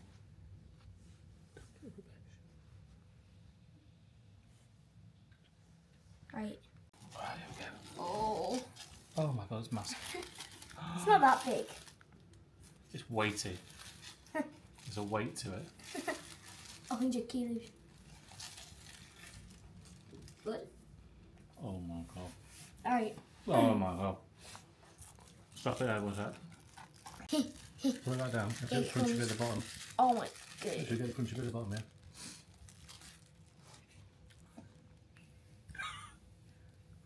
Oh yeah. Do you like it? Do you like it? Oh wait, oh my. Do you like it though? Oh. Tastes like a donut. Mm. Oh wow. Have another little bite. It's good, isn't it? It's a 10 out of 10. Right, come on Jack, your turn. You have to hit the crunchy bit at the bottom. Oh. Joe in the background eating. Good. What do you think? 10. Do you think, yeah? Out of 100, wow. Bad. What do you think, yeah? Good, Jerry? Okay. What are you up to at the minute? Is that your 12th? I think we'll stop there because we're getting ice and sugar everywhere. So that concludes day 2 in Boston. We've been to Fenway. We've been to Harvard. We went to Cheers. Yeah. We went for a little walk on the Freedom Trail. It's probably where the last bit where we saw us filming, where we got out the northern end and we crossed the bridge to go towards Bunker Hill. It was at that point Jen feet forgot how to work and she didn't want to go another 10 minutes to Bunker Hill. And then 10 minutes later, mine But didn't work. also, we did see some people trying to get into people's cars, so we panicked. So we decided to go the other way, but it turns out that it was just, I think people selling merchandise for a concert that was on at the TD Garden, and that's why the traffic was so bad. Why did you panic? Because I thought people were trying to get into people's cars. Mm. That's not good, is it? And then, so we've just walked all the way back with our Mike's Pastry. You've just seen us taste our Mike's Pastry. 4 for 4 of us was probably too much. I've managed to finish mine. Yeah. Joe's had about 2 bites, have you? It's disgusting. Yeah, but Joe went from a 0 to a 10, back down to a 0. Chat, what did you think? I said 10 at the start, but I think it's a 6 now. Yeah, and I think like it's nice for one. It's not too sweet. It was nice. Very heavy, like a lot of filling. You can't see Jen out of shot there, but she's wincing, just moving at the minute because she's done somebody walking. Who was on at TD Garden tonight? Who's on? New edition Right. with Boys to Men and Tony Braxton. Oh, right, wow. So now we're just going to do a quick reveal on how many steps we've done. Who's going to go first? Me. Wait, Jack, because he's 1k behind. Look on then. So I've done Really? 30,196. Steps? Yeah. What's the distance? 16.89 kilometres. Oh my god. Do you want to hear mine? Yeah. So step count today, 30,533. Step distance today, 17.57 km. Wow, kilometres. Wow, that's impressive. Let's have a look at mine on my watch. What does mine say? Shall I hold the camera?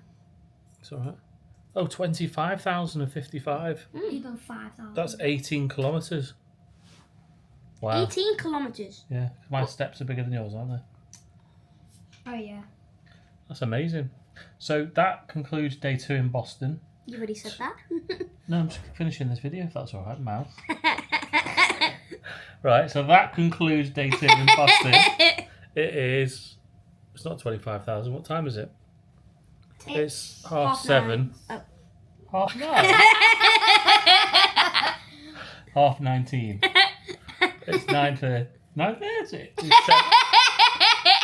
It's 7:30. Oh, because We're all absolutely done in. We're all going to get ready for bed and watch TV because we're all still jet lagged. And then tomorrow, Nuggets coming in. But no, tomorrow we are off to Salem on the train to learn all about the witch trials. So join us tomorrow for another adventure. And hang on, how do we finish? Don't forget to like, subscribe, and comment down below. see you next time.